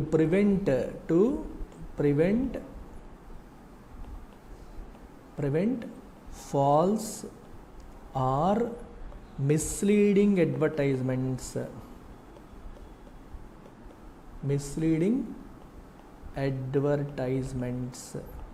అంటే తప్పుదారి పట్టించేలాంటి, అలాగే తప్పుడు అడ్వర్టైజ్మెంట్స్ని ఇచ్చి మోసం చేయకూడదు అన్నట్టు, కన్జ్యూమర్స్ని మోసం చేయకుండా ప్రొటెక్ట్ చేయడం కోసం ఇది వాటికి పవర్స్ అనేది ఇస్తుంది. So this body works under ministry of consumer affairs and food and distribution. So ఈ మినిస్ట్రీ కిందకి food and public distribution ministry కింద సిసిపిఏ అనేది పనిచేస్తుంది. ఇది మైండ్లో పెట్టుకోండి. అయితే దీంట్లో మోస్ట్ ఇంపార్టెంట్ పార్ట్ ఏంటంటే section 21 of CPA, section 21 of consumer protection act 2019 అనేది చాలా ఇంపార్టెంట్. సో ఈ సెక్షన్ ఏం చేస్తుందంటే, this particular section grants CCPA the power to issue directions. So దీన్ని ఉపయోగించి దే కెన్ ఇష్యూ డైరెక్షన్స్ ఎవరికి, కంపెనీస్కి, తప్పుడు పనులు చేస్తున్న, తప్పుడు అడ్వర్టైజ్మెంట్ ఇస్తున్న కంపెనీస్కి డైరెక్షన్స్ ఇష్యూ చేయొచ్చు. అండ్ ఆల్సో చార్జ్ పెనాల్టీస్, వాళ్ళపైన పెనాల్టీస్ వేయొచ్చు. ఫాల్స్ ఆర్ మిస్లీడింగ్ అడ్వర్టైజ్మెంట్స్ ఇస్తే వాళ్ళపైన పెనాల్టీస్ వేయొచ్చు, వాళ్ళకి డైరెక్షన్స్ ఇష్యూ చేయొచ్చు. అంటే పలానా చేయండి, పలానా చేయొద్దు అని చెప్పి డైరెక్షన్స్ ఇవ్వచ్చు. పెనాల్టీస్ వచ్చేసరికి మనకి 2 years పాటు జైలు శిక్ష or and a fine up to ₹10 lakhs. 10 lakhs వరకు ఫైన్, 2 years వరకు జైలు శిక్ష విధించే అవకాశం కూడా దీనికి ఉంది. ఓకేనా? సో ఇవన్నీ కూడా మనకి దీని కథ. అయితే దీనివల్ల కన్జ్యూమర్స్కి బెనిఫిట్ ఏంటి అంటే, కన్జ్యూమర్స్కి ఇన్ఫార్మ్డ్ డెసిషన్స్ తీసుకోవడానికి అవకాశం ఉంటుంది. తప్పుడు అడ్వర్టైజ్మెంట్స్ లేకుండా సరిగ్గా ఇన్ఫర్మేషన్ ఇచ్చేలాగా వాళ్ళపైన ప్రెజర్ పెడుతుంది. యాడ్స్ అనేవి ట్రాన్స్పరెంట్గా ఉంటాయి. ఏదైనా కంపెనీ ఏదైనా క్లెయిమ్ చేసినా సరే అది ట్రస్ట్ వర్ది అని చెప్పి మనం నమ్మే పరిస్థితి అనేది వస్తుంది. అండ్ కాంపిటీషన్ కూడా ఫెయిర్గా ఉండే అవకాశం ఉంటుంది. ఎందుకంటే ఒకళ్ళు తప్పుడు క్లెయిమ్స్తో కన్జ్యూమర్స్ని మొత్తం లాగేసే అవకాశం లేకుండా కాంపిటీషన్ కూడా ఫెయిర్గా మెయింటైన్ చేస్తుంది. So look at this article. European unions CBAM and deforestation norms unilateral arbitrary అని మన FM నిర్మలా సీతారామన్ గారు అంటున్నారు. సో ఇక్కడ మనకి 2 keywords CBAM అండ్ EUDR లేదా యూరోపియన్ యూనియన్ డిఫారెస్టేషన్ రెగ్యులేషన్ అంటాం. సో ఈ రెండింటి గురించి మనం ఇప్పుడు డీటెయిల్డ్గా తెలుసుకుందాం. First carbon border adjustment mechanism గురించి మనం తెలుసుకుందాం. ఇక్కడ ఏమవుతుందంటే, లెట్స్ సే ఇది యూరోపియన్ యూనియన్ వాళ్ళు ఏం చేస్తున్నారంటే, ఆ దేశంలో ఆ ప్రాంతంలో ఉన్న కంపెనీస్ పైన స్ట్రింజెంట్ రెగ్యులేషన్స్ పెడుతున్నారు. దేనికోసం? With respect to stringent regulations with respect to what you call pollution. So climate change related environment regulations చాలా ఎక్కువ పెడుతున్నారు. సో మీరు లేటెస్ట్ టెక్నాలజీస్ వాడాలని, వీటన్నిటిని పొల్యూషన్ బాగా తగ్గించాలని, emissions, you can call it emissions అనేవి బాగా రెడ్యూస్ చేయాలని స్ట్రింజెంట్ రెగ్యులేషన్స్ పెట్టడం అనేది జరుగుతుంది. సో వీటన్నిటి కోసం ఏమవుతుంది, ఈ రెగ్యులేషన్స్ అన్నీ ఫుల్ఫిల్ చేయాలి అంటే companies will have to invest. They have to invest in technology పైన ఇన్వెస్ట్ చేయాల్సిన అవసరం అవుతుంది. దానివల్ల కంపెనీస్కి ఏమవుతుంది, కాస్ట్ ఆఫ్ ప్రొడక్షన్ అనేది పెరుగుతుంది. కాస్ట్ ఆఫ్ ప్రొడక్షన్ పెరిగినప్పుడు ప్రైసెస్ ఏమవుతాయి, ప్రైసెస్ విల్ బీ మోర్.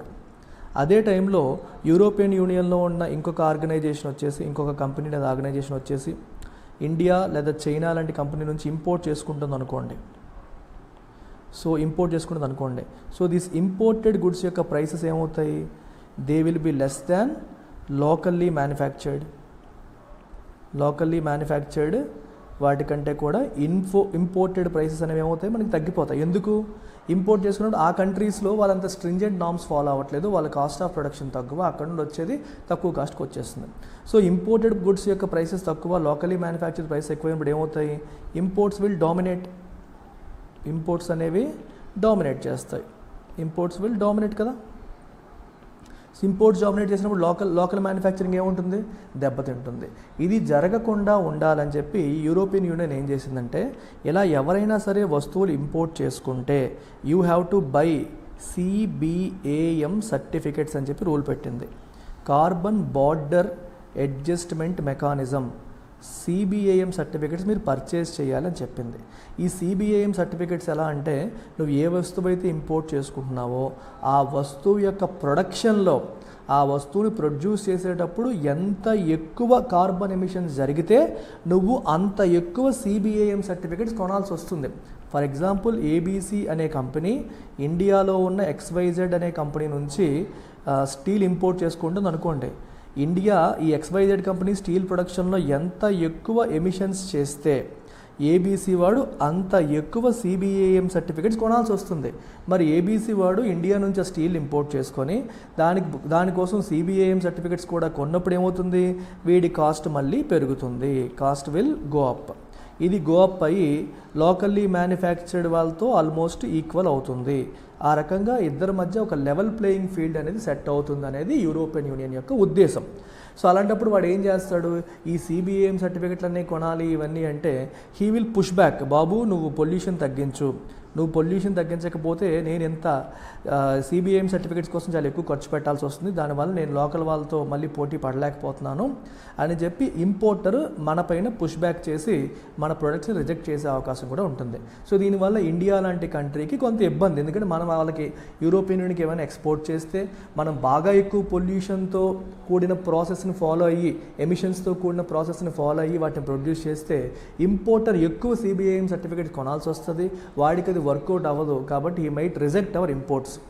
అది ప్రాబ్లం అనమాట. అది ఇండియాకి వస్తున్న సమస్య. కానీ యూరోపియన్ యూనియన్ పాయింట్ ఆఫ్ వ్యూలో ఇది లాజికల్గానే ఉంది. కానీ దీనివల్ల ఇండియాకి ఎక్స్పోర్ట్స్ తగ్గే అవకాశం ఉంది కాబట్టి ఇండియా ఈజ్ వరీడ్. సో దీనికి ఏం చేయాలనేది ఒక aspect. On the other hand it is coming out with the other one, EUDR, European union deforestation regulation. So deforestation regulation అంటే అర్థం ఏంటి? అగైన్ మనకి యూరోపియన్ యూనియన్ సంబంధించిన ఏదైనా ఒక కంపెనీ విదేశాల నుంచి ఏదైనా ఇంపోర్ట్ చేసుకుంటే, okay, what ever they want to import they can import. అయితే ఇంపోర్ట్ చేసుకునేటప్పుడు ఆ వస్తువు ఏదైతే ఉందో ఈ వస్తువు ప్రొడ్యూస్ చేయడం కోసం డీఫారెస్టేషన్ ఏమైనా జరిగిందా, ఈ వస్తువు ప్రొడ్యూస్ చేయడం కోసం డీఫారెస్టేషన్ ఏమైనా జరిగింది. మీకు ఒక ఎగ్జాంపుల్ చెప్తాను. ఇప్పుడు కాఫీ ఉంది. కాఫీ కావాలంటే మనకి చాలా లార్జ్ ఏరియాలో పంటలు పండించాలి. కాఫీ అంత ఊరికే తక్కువ స్పేస్లో సరిపోదు మనకి. లార్జ్ స్కేల్ ప్రొడక్షన్ చేయాలంటే we need lot of space. దానికోసం కొందరు ఏం చేస్తున్నారంటే they are selling what you call so they are deforesting. అంటే డీఫారెస్టేషన్ వైపు వెళ్తున్నారు. అంటే అడవుల్ని నరికేసి, చెట్లను నరికేసి వాటిని కాఫీ ప్లాంటేషన్స్గా మార్చేసి అక్కడ కాఫీని ప్రొడ్యూస్ చేస్తున్నారు. ఇప్పుడు అటువంటి కాఫీ ఏదైనా వస్తే మేము యాక్సెప్ట్ చేయము, వీ విల్ రిజెక్ట్ అని చెప్పి ఈ EUDR చెప్తుంది. మీకు అర్థమవుతుంది? ఇక్కడ మీరు డీఫారెస్టేషన్ చేసి దాన్ని కాఫీ ప్లాంటేషన్ గానో వేరే ప్లాంటేషన్ గానో మార్చి అక్కడ ప్రొడ్యూస్ చేస్తే అలాంటివి మేము యాక్సెప్ట్ చేయము అని రెగ్యులేషన్స్ తీసుకొస్తున్నారు. అయితే ఈ రెగ్యులేషన్స్ అనేవి ఇమీడియట్గా ఇంప్లిమెంట్ అవ్వవు, ఫ్యూచర్లో ఇంప్లిమెంట్ అవుతాయి. సో ఇప్పుడు ఏమంటున్నారంటే కంపెనీస్కి చెప్తున్నారనమాట, you have to produce something called due diligence certificate. Due diligence certificate మీరు ప్రొడ్యూస్ చేయాలి అని చెప్పి యూరోపియన్ యూనియన్లో ఏ కంపెనీస్ అయితే ఇండియా లేదా వేరే కంట్రీస్ నుంచి ఇంపోర్ట్ చేసుకుంటున్నాయో ఆ కంపెనీస్కి రూల్స్ పెడుతోంది European union. You have to produce due diligence certificate అని. ఈ డ్యూ డిలిజెన్స్ సర్టిఫికెట్ అంటే అర్థం ఏంటి అంటే ఈ కంపెనీ ఇంపోర్ట్ చేసుకున్న వస్తువులు ఏవైతే ఉన్నాయో ఈ వస్తువు ప్రొడక్షన్ కోసం మేము చెట్లను నరకలేదు, ఓకే, అడవులు నరికేసి ఆ ప్రాంతంలో వేసిన కాఫీ ప్లాంటేషన్స్ నుంచి వచ్చింది ఇది కాదు అని మీరు సర్టిఫికేట్ ప్రొడ్యూస్ చేయాలి. మరి వీళ్ళ సర్టిఫికేట్ ప్రొడ్యూస్ చేయాలంటే ఎవరు ఇవ్వాలి? అది వీళ్ళు ఇవ్వాలి. అంటే ఎవరైతే వీళ్ళకి ఎక్స్పోర్ట్ చేస్తున్నారో లేదా వీళ్ళు ఎవరి దగ్గర అయితే ఇంపోర్ట్ చేసుకుంటున్నారో వాళ్ళు అటువంటి డ్యూ డిలిజెన్స్ సర్టిఫికేట్స్ ఇవ్వాలి. ఒకవేళ నిజం కాకపోతే అది చెల్లదు, సో ఆ సర్టిఫికేట్ రాదు. సో దీనివల్ల కూడా ఇండియా మీద ప్రెషర్ ఉంది. ఎందుకంటే ఇండియాలో చాలా వరకు డీఫారెస్టేషన్ తర్వాత వచ్చిన ప్లాంటేషన్స్ ఎక్కువ ఉన్నాయి. సో వీళ్ళ రూల్ పెడితే ఇక్కడ నుంచి వెళ్ళే కాఫీ ఎక్స్పోర్ట్స్, డిఫరెంట్ ప్రొడక్ట్ యొక్క ఎక్స్పోర్ట్స్ అనేవి ఆగిపోయే అవకాశం అనేది ఉంది. So look at this article. RBI enhances transaction limits on UPI 123, UPI Lite. So RBI ఏం చేసింది? ట్రాన్సాక్షన్ లిమిట్స్ని ఎన్హాన్స్ చేయడం అనేది జరిగింది UPI 123 మరియు UPI Lite మీద. అయితే ఈ ఆర్టికల్ మీరు చదివేటప్పుడు గుర్తుపెట్టుకోవాల్సిన అంశాలంటే first of all UPI unified payment interface. UPI అనేది యూనిఫైడ్ పేమెంట్ ఇంటర్ఫేస్. ఇది డెవలప్ చేసింది ఎవరు? NPCI national payments corporation of India వాళ్ళు డెవలప్ చేసిన ఒక పేమెంట్ సిస్టమ్ ఇది.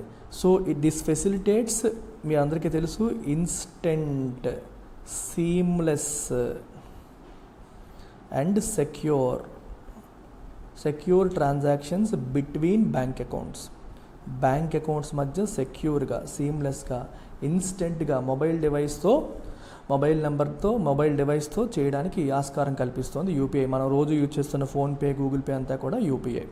అయితే ఇక్కడ మనం మాట్లాడుతోంది UPI 123. మరి UPI 123 అంటే అర్థం ఏంటి? ఇది కూడా UPI సర్వీసే. కాకపోతే ఇక్కడ ఏమవుతుందంటే మనకి UPI అనేది ఇంటర్నెట్ అనేది అవసరం అవుతుంది. మనకి ఫోన్పే, గూగుల్ పే లాంటి, భీమ్ UPI లాంటి యాప్ కావాలి. So you need a smart phone అనేది మ్యాండేటరీ. ఎందుకంటే యాప్ లేకుండా, ఇంటర్నెట్ లేకుండా మీరు ఇది చేయలేరు. అయితే మనకి రూరల్లో హౌస్ హోల్డ్స్లో చాలామందికి ఇంకా స్మార్ట్ ఫోన్స్ యూజ్ చేయడం అలవాటు లేని వాళ్ళు, స్మార్ట్ ఫోన్ వాడని వాళ్ళు, నార్మల్ పాతకాలపు ఫీచర్ ఫోన్స్ వాడుతున్న వాళ్ళు ఉన్నారు చూడండి.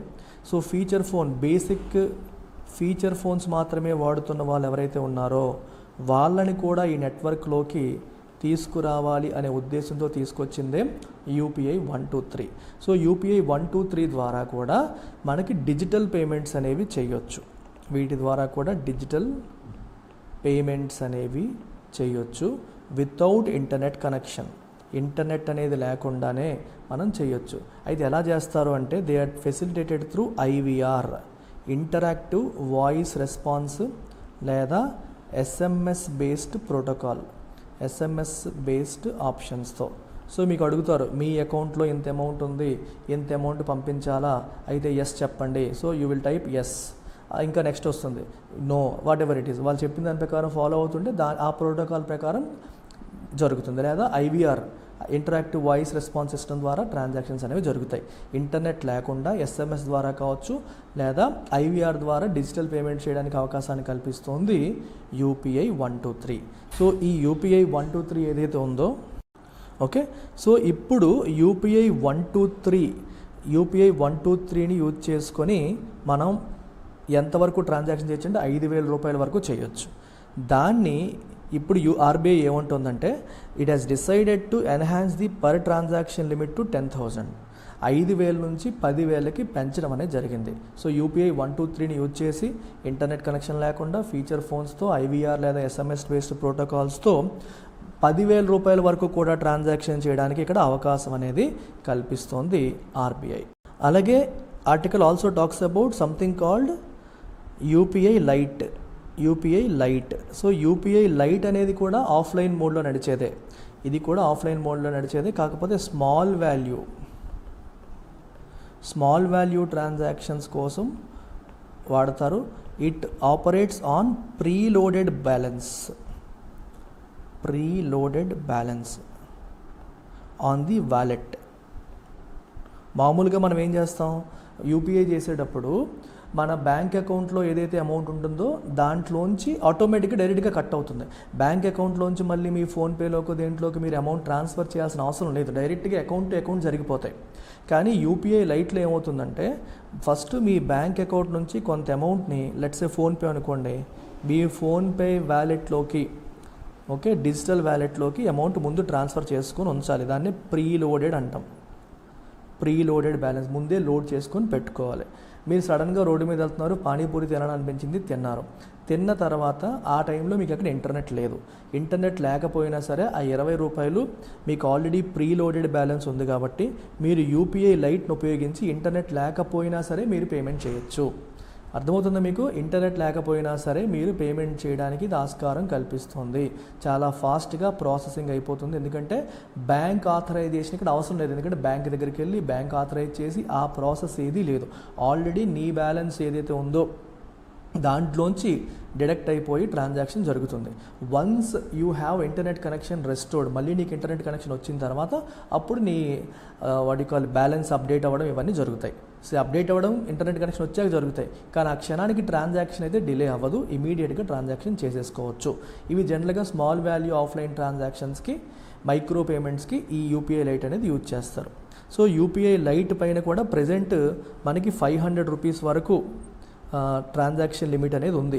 ఆ 500 రూపీస్ని కాస్త 1000 రూపీస్కి పెంచడం అనేది జరిగింది. అలాగే ఓవరాల్ వాలెట్ లిమిట్ కూడా 2000 నుంచి 5000కి పెంచారు. అంటే వ్యాలెట్లో ఎంతవరకు ప్రీలోడ్ చేయొచ్చు అంటే 2000 వరకు చేయొచ్చు ఇంతకుముందు, దాన్ని ఇప్పుడు 5000కి పెంచారు. అలాగే ట్రాన్సాక్షన్ లిమిట్ కూడా 500 నుంచి 1000కి పెంచడం అనేది జరిగింది. ఏంటి? యూపీఐ లైట్ ద్వారా.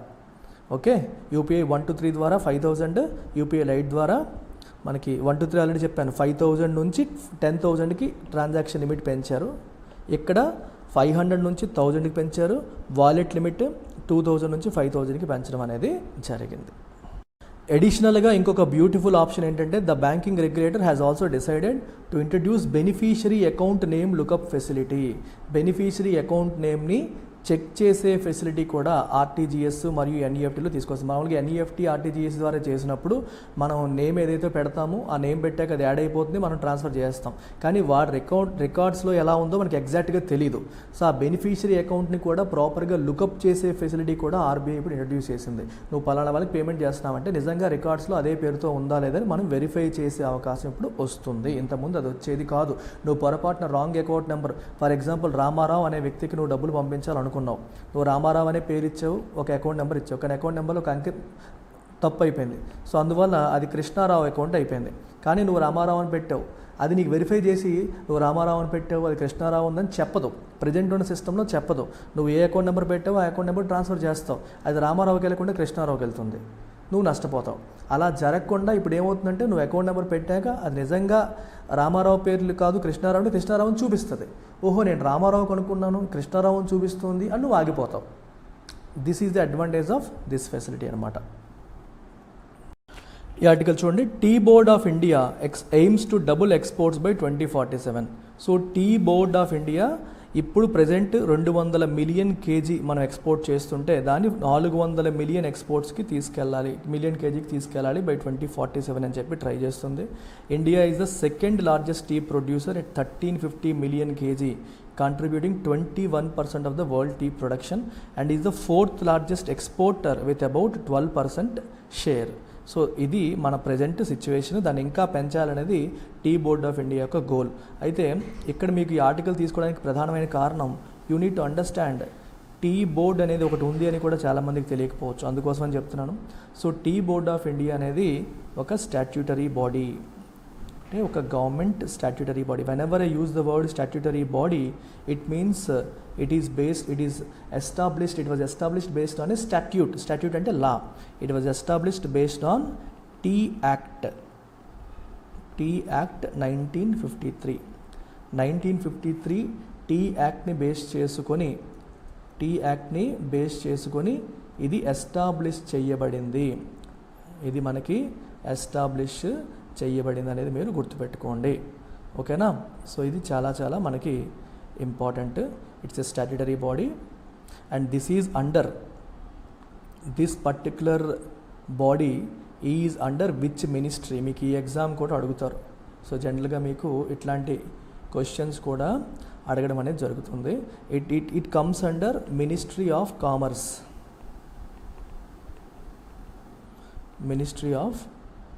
కామర్స్ కిందకి ఇది వస్తుంది. దీని హెడ్ క్వార్టర్స్ వచ్చేసి Kolkata. Headquarters are in Kolkata. దీని offices Kolkata, London, Moscow, Dubai చాలా ప్రాంతాల్లో మనకి వీళ్ళ ఆఫీసెస్ అనేవి ఉన్నాయి. హెడ్ క్వార్టర్స్ అయితే మనకి కోల్కతాలో ఉంది. దీని బోర్డులో 31 మెంబర్స్ ఉంటారు. 31 members in board, and this board is reconstituted every 3 years. It is reconstituted every 3 years. ప్రతి 3 ఏళ్ళకి బోర్డ్ని రీకాన్స్టిట్యూట్ చేస్తారు. ఇవి సమ్ బేసిక్ ఫ్యాక్ట్స్ మీరు తెలుసుకోవాల్సినవి. అయితే ఈ టీ బోర్డు యొక్క పని ఏంటి, వీళ్ళ ఫంక్షన్స్ ఏంటి అంటే మనకి టీ కల్టివేషన్ని ప్రమోట్ చేయడం, టీకి సంబంధించి రీసెర్చ్ అండ్ డెవలప్మెంట్ కోసం సపోర్ట్ చేయడం, ప్రొడక్షన్ అండ్ ఎక్స్పోర్ట్స్ని రెగ్యులేట్ చేయడం, మార్కెటింగ్ అండ్ బ్రాండింగ్ పరంగా వాటికి సహకారం అందించడం, టీ వర్కర్స్ యొక్క వెల్ఫేర్ కోసం పాటుపడడం, క్వాలిటీ కంట్రోల్, సర్టిఫికేషను, ఇలాంటి వాటన్నిటికీ కూడా ఇది ఉపయోగపడుతుంది. ఇక్కడ సర్టిఫికేషన్ ఇవన్నీ ఉంటేనే గ్లోబల్ స్టాండర్డ్స్ని మీట్ అయ్యి ఇండియన్స్ టీ యొక్క ఎక్స్పోర్ట్స్ ఇంకా పెరుగుతాయన్నమాట. 8,000కి మీకు జాబ్ వచ్చేంత వరకు నెవర్ బిఫోర్ నవంబర్ ఆఫర్ మనం తీసుకొచ్చేసాం. సో 28,000తో lifetime validity, prelims and mains full syllabus coverage in a detailed manner, ప్రతి స్టూడెంట్కి అర్థమయ్యేలా. మన ఇన్స్టిట్యూట్లో క్లాసెస్ ఎలా ఉంటాయి అని మీకు డౌట్ఫుల్గా ఉంటే ఈ సెషన్ అంతా వినండి, నేను ఎలా ఎక్స్ప్లెయిన్ చేస్తున్నా చూడండి. ఇదే రకంగా నేను పాలిటీ క్లాసెస్ చెప్తాను, ఎకానమీ చెప్తాను, ఎథిక్స్ చెప్తాను, అండ్ సీసాట్లో మళ్ళీ ఇంగ్లీష్ కూడా టీచ్ చేస్తాను. నాతో పాటు అదర్ ఫ్యాకల్టీ కూడా ఇదే స్టైల్లో ప్రతి స్టూడెంట్కి అర్థమయ్యేలా మన ఇన్స్టిట్యూట్లో చెప్పడం అనేది జరుగుతుంది. So let's kick start. So first article మీరు గమనిస్తే trends in tax revenue collection. Tax revenue కలెక్షన్లో ట్రెండ్స్ గురించి ఈ ఆర్టికల్ చెప్తోంది. సో ఈ ఆర్టికల్ మనకి ఇండియన్ ఎక్స్ప్రెస్ నుంచి తీసుకోవడం అనేది జరిగింది. హిందూ నుంచే కాకుండా ఆల్ అదర్ న్యూస్ పేపర్స్ నుంచి కూడా మనం ఆర్టికల్స్ తీసుకొని వీక్లీ ఎకానమీ రౌండప్ చేస్తున్నాం.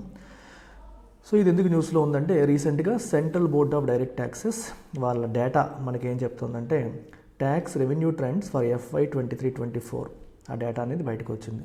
డేటా ఏం చెప్తుంది మనకి, direct taxes accounted for 56.72% of total revenue.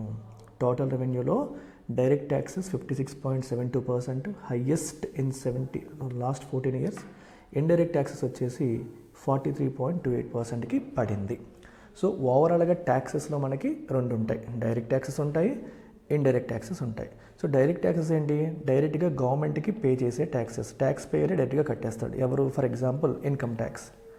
Salaried employees వాళ్ళకి వచ్చే శాలరీ మీద ఇన్కమ్ ట్యాక్స్ డైరెక్ట్గా గవర్నమెంట్కి కట్టేస్తారు. అలాగే కార్పొరేట్ ట్యాక్స్, కార్పొరేట్స్ వాళ్ళకి వచ్చే ప్రాఫిట్ మీద డైరెక్ట్గా గవర్నమెంట్కి కట్టేస్తారు. సో ఇట్లాంటివన్నీ కూడా మనకి డైరెక్ట్ ట్యాక్సెస్ అని చెప్పి అంటాం. అలాగే మరి ఇండైరెక్ట్ ట్యాక్స్ అంటే అర్థం ఏంటి, these are collected by intermediaries like stores. For example your GST.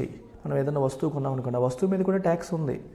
అయితే ఆ ట్యాక్స్ మనం డైరెక్ట్గా గవర్నమెంట్కి కడుతున్నామా, కట్టట్లేదు, ఆ స్టోర్ ఓనర్కి కడుతున్నాము. వాడు మన దగ్గర కలెక్ట్ చేసుకొని వాళ్ళు గవర్నమెంట్కి పే చేస్తారు. అయితే ఇక్కడ మన దగ్గర కలెక్ట్ చేసుకుని గవర్నమెంట్కి పే చేస్తారని చెప్తున్నాను కదా. సో అతను తన ప్రైస్ తగ్గించుకుంటాడా, తగ్గించడు. తను ఏం చేస్తారంటే తన ప్రైస్ అదే పెట్టి దానిపైన ట్యాక్స్ యాడ్ చేసి మన దగ్గర కలెక్ట్ చేసి అది గవర్నమెంట్కి పాస్ ఆన్ చేస్తారు. అందుకే ఒక పాయింట్ చెప్పాలి ఇక్కడ మీకు, డైరెక్ట్ ట్యాక్సెస్కి ఇండైరెక్ట్ ట్యాక్సెస్కి ఒక చిన్న ఇంట్రెస్టింగ్ డిఫరెన్స్ ఉంటుంది. డైరెక్ట్ ట్యాక్సెస్లో ఇతను వ్యక్తి అనుకుంటే ట్యాక్స్ అతని మీదే పడుతుంది, దాని యొక్క నొప్పి కూడా అతనే భరిస్తున్నాడు. సో దీన్ని మనం ఏమంటామంటే ఇన్సిడెన్స్. ఎవరి మీద ట్యాక్స్ పడుతుందంటే అతని యొక్క ఇన్కమ్ మీద. ఇంపాక్ట్ ఎవరికి పడుతుంది, అతనికే పడుతుంది. ఇంపాక్ట్ అంటే దాని ప్రభావం. సో డైరెక్ట్ ట్యాక్సెస్లో incidence and impact both are on the same candidate. Indirect ట్యాక్స్కి వచ్చేసరికి నువ్వు ఒక వస్తువు కొంటావు. సో ఇన్సిడెన్స్ ట్యాక్స్ దేని మీద పడుతుంది, ఆ వస్తువు మీద పడుతుంది, నీ మీద కాదు, లేదా నీ యొక్క ఇన్కమ్ మీద కాదు, వస్తువు మీద ట్యాక్స్ పడుతుంది. కానీ ఈ ట్యాక్స్ ఏదైతే ఉందో ఆ ట్యాక్స్ని ఎవరు కడతారు, నువ్వు కడతావు. So impact is on the consumer. Tax పడింది కారు మీదో, పేపర్ మీదో, దేని మీదని పడవచ్చు. బట్ ఇంపాక్ట్ ఎవరి మీద పడుతుంది, నీ మీద. అంటే ఇన్సిడెన్స్ వేరు, ఇంపాక్ట్ వేరు. అలాంటి సినారియోని మనం ఇండైరెక్ట్ ట్యాక్స్ అంటాం. ఫర్ ఎగ్జాంపుల్ మీరు కారు కొంటున్నారు అనుకోండి, కారు మీద ట్యాక్స్ పడింది అంటాం. కారు మీద ట్యాక్స్ పెడితే కారు మ్యానుఫ్యాక్చర్ చేసినోడు మీకు ప్రైస్ ఏమైనా తగ్గిస్తాడా, తగ్గించడు. తనేమైనా మన తరపున కట్టేస్తాడా, కట్టడు. తన ప్రైస్ పెట్టుకుంటాడు, దానిపైన ఈ ట్యాక్స్ యాడ్ చేస్తాడు. సో మనం కారు కాస్ట్తో పాటు మనం ఈ ట్యాక్స్ కట్టి కార్ డీలర్కి ఇస్తాం. కార్ డీలర్ మన దగ్గర కలెక్ట్ చేసుకున్న ట్యాక్స్ అమౌంట్ గవర్నమెంట్కి కట్టేస్తాడు. సో ట్యాక్స్ వేసింది కారు మీద, కానీ కట్టింది consumer. So incidence is on the item but the impact is on the consumer. అది ఇండైరెక్ట్ ట్యాక్స్. ఈ రెండింటికి మేజర్ డిఫరెన్స్ అది. సో ఒకసారి మనం చదువుకుంటా ఇలా బేసిక్స్ కూడా రివైజ్ చేసుకుంటూ వెళ్ళిపోతే మనకి ఈజీ ఉంటుంది. ఇప్పుడు CBDT గురించి మాట్లాడుతున్నాం కాబట్టి, CBDT అనేది central board of revenue act 1963 ప్రకారం ఎస్టాబ్లిష్ చేయబడింది. It operates as a statutory authority. ఎందుకు స్టాట్యూటరీ అథారిటీ అన్నాను, whenever I use the word statutory అంటే established as per a statute. Statute అంటే చట్టం. సో ఇక్కడ చట్టం ఉందిగా, central board of revenue act 1963 అనే స్టాట్యూట్ ఆధారంగా CBDT ఎస్టాబ్లిష్ అయ్యింది. ఇది ఎక్కడ ఉంటుందంటే విత్ ఇన్ మినిస్ట్రీ ఆఫ్ ఫినాన్స్లో డిపార్ట్మెంట్ ఆఫ్ రెవెన్యూ కింద ఉంటుంది. మినిస్ట్రీ ఆఫ్ ఫినాన్స్లో డిపార్ట్మెంట్ ఆఫ్ రెవెన్యూ కింద CBDT ఉంటుంది.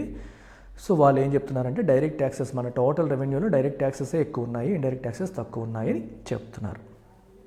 ఇంకా ఏం చెప్తున్నారు, key highlights. Personal income tax ఎంత ఉంది, 10.45 lakh crores ఉంది.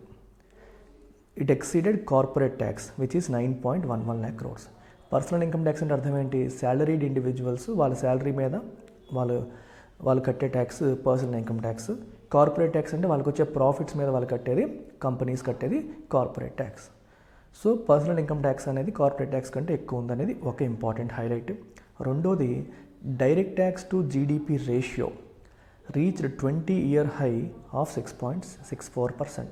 Tax to direct tax, only full tax కాదు, డైరెక్ట్ ట్యాక్స్ టు జీడిపి ఈ రేషియో అనేది 6.64%కి రీచ్ అయింది. చాలా ఎక్కువ ఉంది అని చెప్పేసి మనకి చెప్తున్నా. అంటే డినామినేటర్లో జీడిపి వేసి న్యూమరేటర్లో డైరెక్ట్ ట్యాక్సెస్. డైరెక్ట్ ట్యాక్స్ అంటే ఇప్పుడు ఎంత వచ్చింది, అమౌంట్ ఇక్కడ రాయలేదు, ఆ అమౌంట్ బై జీడిపి వేసి ఇంటూ 100 వేస్తే పర్సెంటేజ్ వస్తుంది కదా, ఆ పర్సెంటేజ్ 6.64% ఉంది అంటున్నారు, which is a good sign. Then tax buoyancy rose to 2.12 in 23-24, indicating tax revenue grew more than twice as fast as nominal GDP. ఇది వెరీ ఇంట్రెస్టింగ్ టర్మ్ ఇది, tax buoyancy. Tax buoyancy definition ఇక్కడ ఇచ్చాము చూడండి. Tax buoyancy measures the relationship between changes in government tax revenue and GDP growth. It reflects how tax revenue responds to economic growth. సింపుల్గా చెప్పాలంటే డినామినేటర్లో GDP growth వేస్తాం. Let's say GDP మనకి 10% grow అయింది అనుకోండి. అదే టైంలో ట్యాక్స్ రెవెన్యూ మనకి 12% grow అయింది అనుకుందాం. సో జీడిపి 10% గ్రో అయితే, ట్యాక్స్ రెవెన్యూ 12% గ్రో అయితే అప్పుడు ట్యాక్స్ buoyancy ఎంత అవుతుంది, 1.2. Tax buoyancy is 1.2. Whenever tax buoyancy is more than 1, what does it mean? GDP పెరిగిన దానికంటే ట్యాక్స్లో గ్రోత్ ఎక్కువ ఉంది అని అర్థం. ఇక్కడ ఎంత ఉంది ట్యాక్స్ buoyancy? 2.12. అంటే జీడిపి 1 పెరిగితే ట్యాక్స్ 2.12 పెరిగినట్టు. జీడిపి 100% పెరిగితే ట్యాక్స్ రెవెన్యూ 212% పెరిగినట్టు. అంటే జీడిపి డబల్ అయితే ఇది మోర్ దాన్ ట్రిపుల్ అయినట్టు. అర్థమవుతుందా మీకు? So tax buoyancy is nothing but డినామినేటర్లో చేంజ్ ఇన్ జీడిపి, న్యూమరేటర్లో change in terms of percentage of tax revenue. అలా వేస్తే వచ్చేదాన్ని మనం ట్యాక్స్ buoyancy అంటాము. And tax buoyancy more than 1 ఉందంటే అక్కడ జీడిపి గ్రోత్ కన్నా జీడిపి పెరిగినప్పుడు, అంటే ఎకానమీ గ్రో అవుతున్నప్పుడు ట్యాక్స్ రెవెన్యూ ఇంకా ఎక్కువ పెరుగుతుంది అని అర్థం అనమాట. అయితే ట్యాక్స్ రెవెన్యూ, ట్యాక్స్ buoyancy దీని మీద ఆధారపడుతుంది.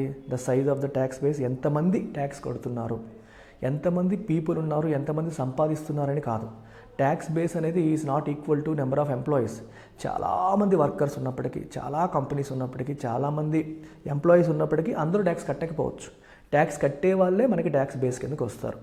So it depends on the size of the tax base and the efficiency of tax administration. సరే ట్యాక్స్ బేస్ ఉంది కానీ వాళ్ళందరితో మనం కట్టించగలుగుతున్నామా ప్రాపర్గా? వాళ్ళు ఫుల్గా కడుతున్నారా? 10 రూపాయలు కట్టాల్సిన 3 రూపాయలు కట్టి ఎత్తేయచ్చు. సో సరిగ్గా మనం అది వసూలు చేయగలుగుతున్నామా లేదా? అలాగే the rationality and simplicity of taxes. Tax rates సింపుల్గా అందరికీ అర్థమయ్యేలాగా, ఈజీగా ఫైల్ చేసేలాగా ఉన్నాయా? ఎక్కువ టూ మెనీ స్లాబ్స్ పెట్టేసి కన్ఫ్యూజ్ చేస్తున్నారా? సింపుల్గా ఉందా? ఇలాంటి వాటిపైన కూడా ఇది ఆధారపడుతుంది. ఈ డైరెక్ట్ ట్యాక్సెస్లో ఎక్కువ కాంట్రిబ్యూట్ చేస్తున్న రాష్ట్రాలు 39% మహారాష్ట్ర. అంటే దేశంలో టోటల్ 100 రూపాయలు గవర్నమెంట్కి డైరెక్ట్ ట్యాక్సెస్ రూపంలో వస్తే ఒక్క మహారాష్ట్ర నుంచి 39% వస్తుందంటే 39 పైసలు 39 రూపాయలు వస్తుందంటే మీరు అర్థం చేసుకోవచ్చు. అందుకే మహారాష్ట్రని మన దేశానికి ఫైనాన్షియల్ క్యాపిటల్ అని చెప్పేసి అంటాం. అంటే ఫైనాన్షియల్ ఇండస్ట్రీ అంతా అక్కడ ఉంది, ఎక్కువ మంది డబ్బున్నోళ్ళు అక్కడ ఉన్నారు, బిజినెస్ మెన్ అక్కడ ఉన్నారు. ముంబైలో చాలా పెద్ద పెద్ద కంపెనీస్ ఉన్నాయి. మహానగరంగా మనకి ముంబై, ఢిల్లీ ఉన్నప్పటికీ కూడా Mumbai beats Delhi in terms of finances. అది మనకి అక్కడ కనిపిస్తుంది. Next article, world economic outlook. So world economic outlook ఎవరు రిలీజ్ చేస్తారు? ఐఎంఎఫ్, ఇంటర్నేషనల్ మానిటరీ ఫండ్, వీళ్ళు రిలీజ్ చేశారు. సో వీళ్ళు ఏమంటున్నారంటే ఇండియా యొక్క గ్రోత్ ప్రొజెక్షన్స్ 7% ఉంటుంది FY24కి, FY25కి 6.5% ఉంటుంది అని చెప్పి వీళ్ళు అంటున్నారు. FY25కి 6.5%, FY24కి 7% ఇండియా యొక్క గ్రోత్ ప్రొజెక్షన్ అని చెప్పేసి ఐఎంఎఫ్ వాళ్ళ వరల్డ్ ఎకనామిక్ అవుట్లుక్ రిపోర్ట్ అనేది చెప్తుంది. అయితే ఈ వరల్డ్ ఎకనామిక్ అవుట్లుక్ అనేది న్యూస్లో ఉంది కాబట్టి వరల్డ్ ఎకనామిక్ అవుట్లుక్ దీని గురించి మనం బ్యాక్గ్రౌండ్ తెలుసుకోవాలి. ఇది ఎవరు రిలీజ్ చేస్తారు? ఐఎంఎఫ్ వాళ్ళు రిలీజ్ చేస్తారు. ఇది ఎన్నిసార్లు వస్తుందంటే సంవత్సరానికి 2 సార్లు, బై యాన్యువల్, అంటే ఏప్రిల్లో ఒకసారి, అక్టోబర్లో ఒకసారి, సంవత్సరానికి 2 సార్లు, 6 నెలల వ్యవధిలో 2 సార్లు ఇది రిలీజ్ అవుతుంది. మరి దీని పని ఏంటి? గ్లోబల్ అండ్ నేషనల్ ఎకనామిక్ ట్రెండ్స్ని అనలైజ్ చేస్తుంది and offers forecast and policy recommendations. Okay, forecast and policy recommendations ఇస్తుంది. ఫోకాస్ట్ అంటే అర్థం ఏంటి, నెక్స్ట్ ఈ పలానా ఎకానమీ ఎంత గ్రో అవుతుంది, ఎంత పర్సెంట్ గ్రో అవచ్చు అని చెప్తుంది. పాలసీ రికమెండేషన్ అంటే ఆ ప్రభుత్వ విధానాలు ఎలా ఉండాలి, ట్యాక్స్ పాలసీ ఎలా ఉండాలి, ఫిస్కల్ డెఫిసిట్ పాలసీ ఎలా ఉండాలి, ఫిస్కల్ పాలసీ ఎలా ఉండాలి, ఇలాంటి విషయాల్లో సలహాలు సూచనలు IMF వరల్డ్ ఎకనామిక్ అవుట్లుక్ ద్వారా కంట్రీస్కి అందిస్తుంది. సో దీంట్లో ఎకనామిక్ గ్రోత్ ప్రొజెక్షన్స్ ఉంటాయి, ఇన్ఫ్లేషన్ ట్రెండ్స్ గురించి చెప్తారు, ఎలా ఇన్ఫ్లేషన్ తగ్గుతుందా పెరుగుతుందా చెప్తారు. అలాగే ఫినాన్షియల్ స్టెబిలిటీ పరంగా అసెస్మెంట్ చేస్తారు. ఫినాన్షియల్ స్టెబిలిటీ ఏ కంట్రీకి బాగుంటుంది, ఫిస్కల్ డెఫిసిట్ అనేది అదుపులో ఉండి, అప్పులు అనేవి అదుపులో ఉంటే స్టెబిలిటీ బాగుంటుంది.